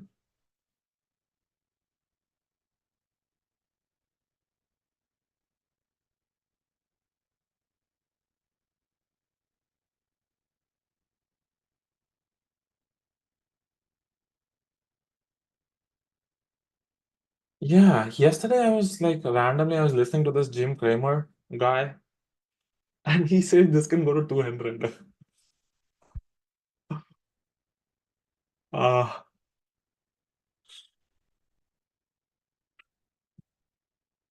I don't know if it goes to 200 to be honest. But who I am? What do I know? Yeah, all I can tell is 130 is a seller. 130 has been selling. I want to use that 130. If it breaks out 130, I'll think about it again. But the SPY is going up. What is Tesla doing? Tesla is not going up. Yeah, Tesla is going up, which is good. So it's now breaking out. Held at 340. Now it's going for the break of 342. The SPY is now rallying and then the Tesla is catching up.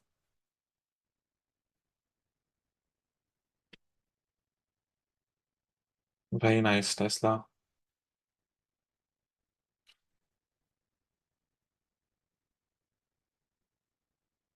Yeah, this is where my thesis on the short side changed right here for a long. And that's the beauty of day trading, guys. You can short either sides or you can do either sides.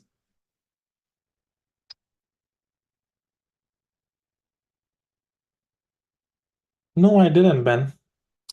But I know there are ways market makers do manipulate the market.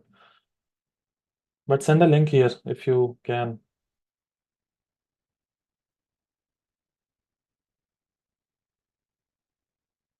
It's usually like the PR. PR does a lot of things. Companies pay for the PR. Like companies pay to these CNBC news channels to pump up the stock and then everybody buys. That's exactly how you generate liquidity. Very, very simple way of doing it. Things that come to CNBC, they are usually very late.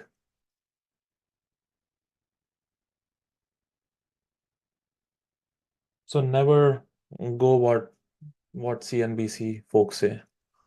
They'll claim a lot of things, but one thing I've never seen I don't know, like the track record of year over year on whatever like they'll boost on things that they were right on, but they would not talk about it when what they were wrong on. So And it would be a very short thing. Oh, you called it out? Oh, I'm so sorry. Yeah, I was thinking about that. But then when they something that's right and it worked, oh, this is exactly what I was talking about. And that's a human nature. Like people don't want to talk about when they were wrong. And usually it's like I don't blame them either because nobody knows what's gonna happen. Nobody. No one.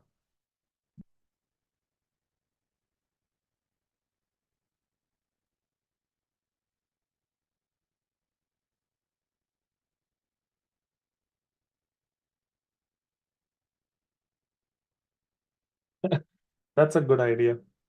Uh, Umberto. Okay, so tomorrow is I'm sleepy. I don't know what. I think I had a good sleep, but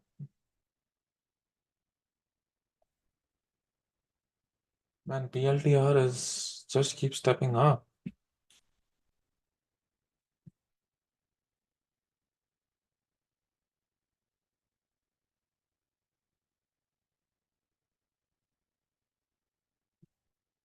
The sellers are trying to be aggressive.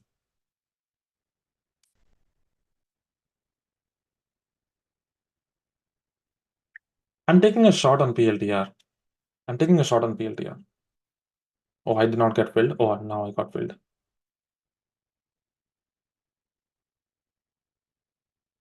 No, don't do that.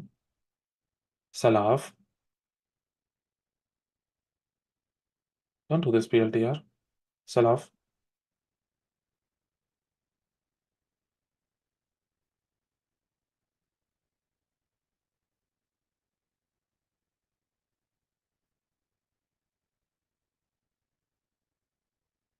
Yeah, it was bought back up very nicely. Don't do this to me, PLTR. Ah, I'll have to get out now. Yeah, I have to get out now.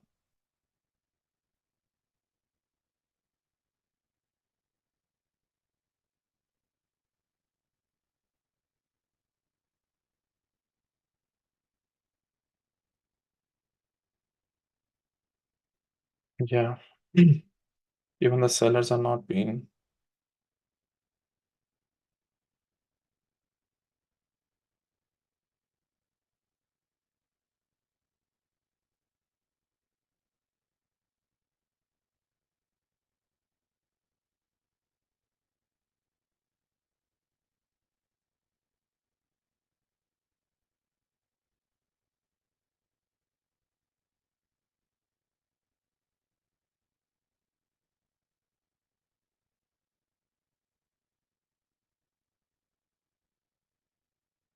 Okay.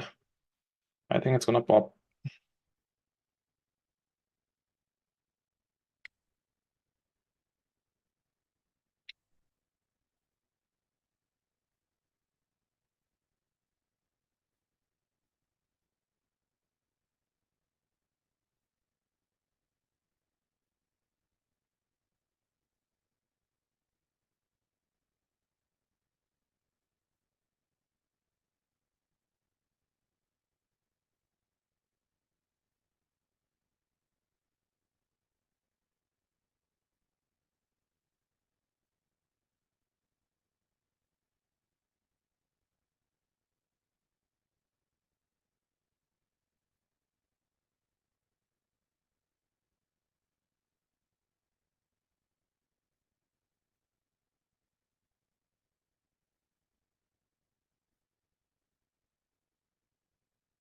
Okay, I'm getting out, guys. Break even. I didn't. That pop I wasn't expecting. Break even.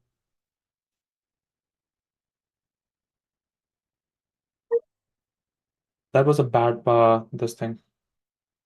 It just get me out.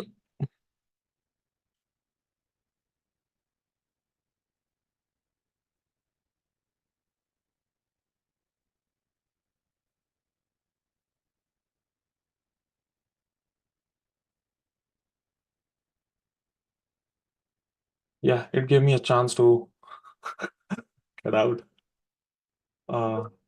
And I'm very happy that this is gave me a chance.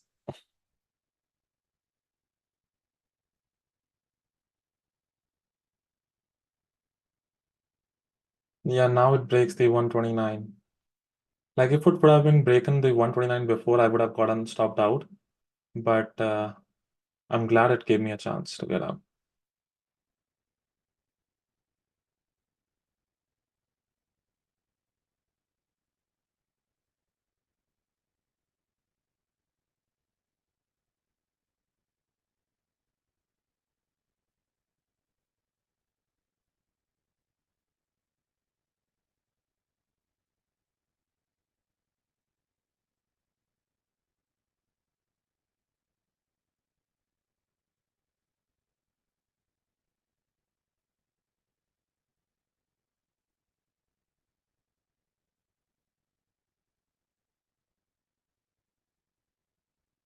Yeah, this area, 128.70, that was the same area that I was interested in before. So I have this yellow line that you see, and right here, and this is the area that I was interested in. It was done like this is a strong pullback, and the basic thing that I would anticipate is come back to 128, like 128, 127, and then we'll see if it goes lower or not. But this is a very strong bounce. And usually stocks, when they don't usually complete do a V reversal. The majority of the times it's usually they pull back to 50, 60%. And this was a good area for me to target. And that's the whole reason. Like, and once I saw a volume confirmation, like if you see here, this was the volume confirmation that I was looking at, like this. Like this is the increase in the volume compared to the average increase in the volume on this thing. And this volume increase, like this increase also tells me something. Like this here, ideally it is a very good chance to go down, just because how the volume is increasing. But it's trying to consolidate in such a tight range that I would want to see the volume jump in heavier and actually go down. Like now it's giving me more conviction that it's gonna be a short. But a lot of times when happens is when you see this big volume candle and the candle does not support, which is basically becomes an anomaly. That means there's a lot of absorption from the buyers that is happening. So even though the volume came in, but the candle was weak. And like this volume, this is like the candle, the volume came in, but the candle is very tight, which usually is not a good sign for a sell. It's usually a good sign for a buy. So that's a part of the volume price analysis. But if I want to see, if I see like good volume coming in, there's no bigger. Yeah, it's holding up pretty nicely. And that's the biggest concern that I'm facing, that it's holding up nicely. Ideally, what I want to see is when this volume comes in, I want to see a slam on the bids, and then the volume, then the seller's trying to step down very quickly. But it's not. It's like the buyers keep stepping up at these areas. Eventually, there will be a time where it will do a pullback. Like this is stock cannot just be that strong when it's sold off so much. And that's the area where the risk reward was in my favor. And it's just that I got a chance to get out at stop break even, but I could have stopped out at 129 breakout.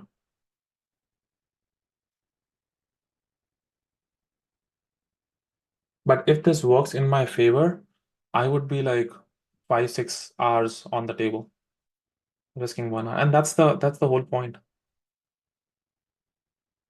Like even see this volume, each volume is being absorbed. The more it does that, the chances are it breaks 129 to the upside.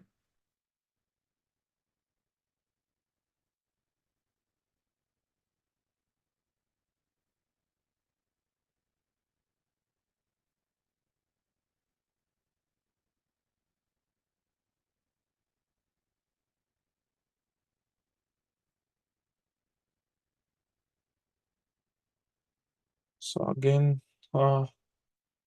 I think it breaks the 129. I think it would be a trap. If it breaks the 129, it might not be a It would see 129 print coming, 129 print. Will it lift? It did not lift.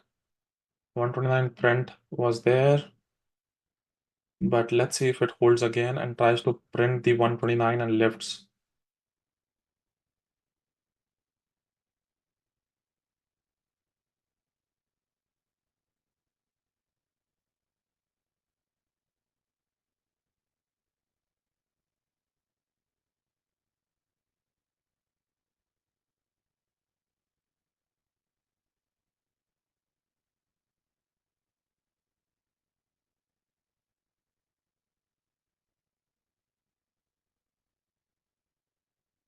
They're trying to break the 129 again. Let's see if it breaks like a boss. So it breaks, 129 lifts. 129 lifts very strongly. Lifts. And this is what I was talking about. Usually when you see something like tight absorption, that anomaly comes in and it would basically break. Will it hold the 129? We'll see. It usually could be a trap where it breaks out of that level and then the buyers are not able to hold it and they continue to reject very quickly and then immediately comes back below 129. This doesn't seem like it wants to do that. It seems like more of a valid breakout than and that's why I like, instead of just blindly going long at the breakout, I like for the price to confirm that what's happening at the breakout. See, it closes above 129. Let's see what happens here. Will it come back below 129 again? It came back.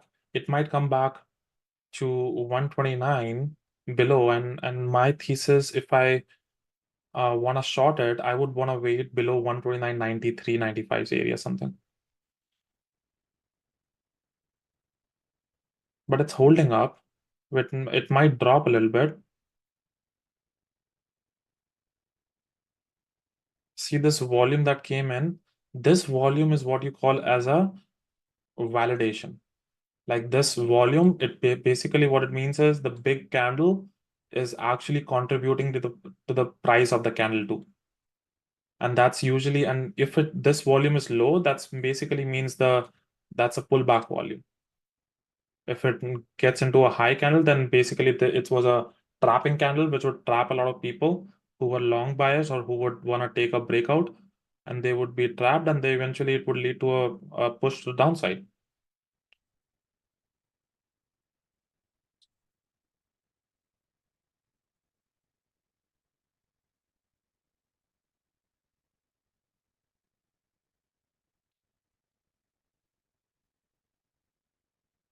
Okay, guys, I think this was a valuable session. Have a great rest of the day, and see you guys tomorrow.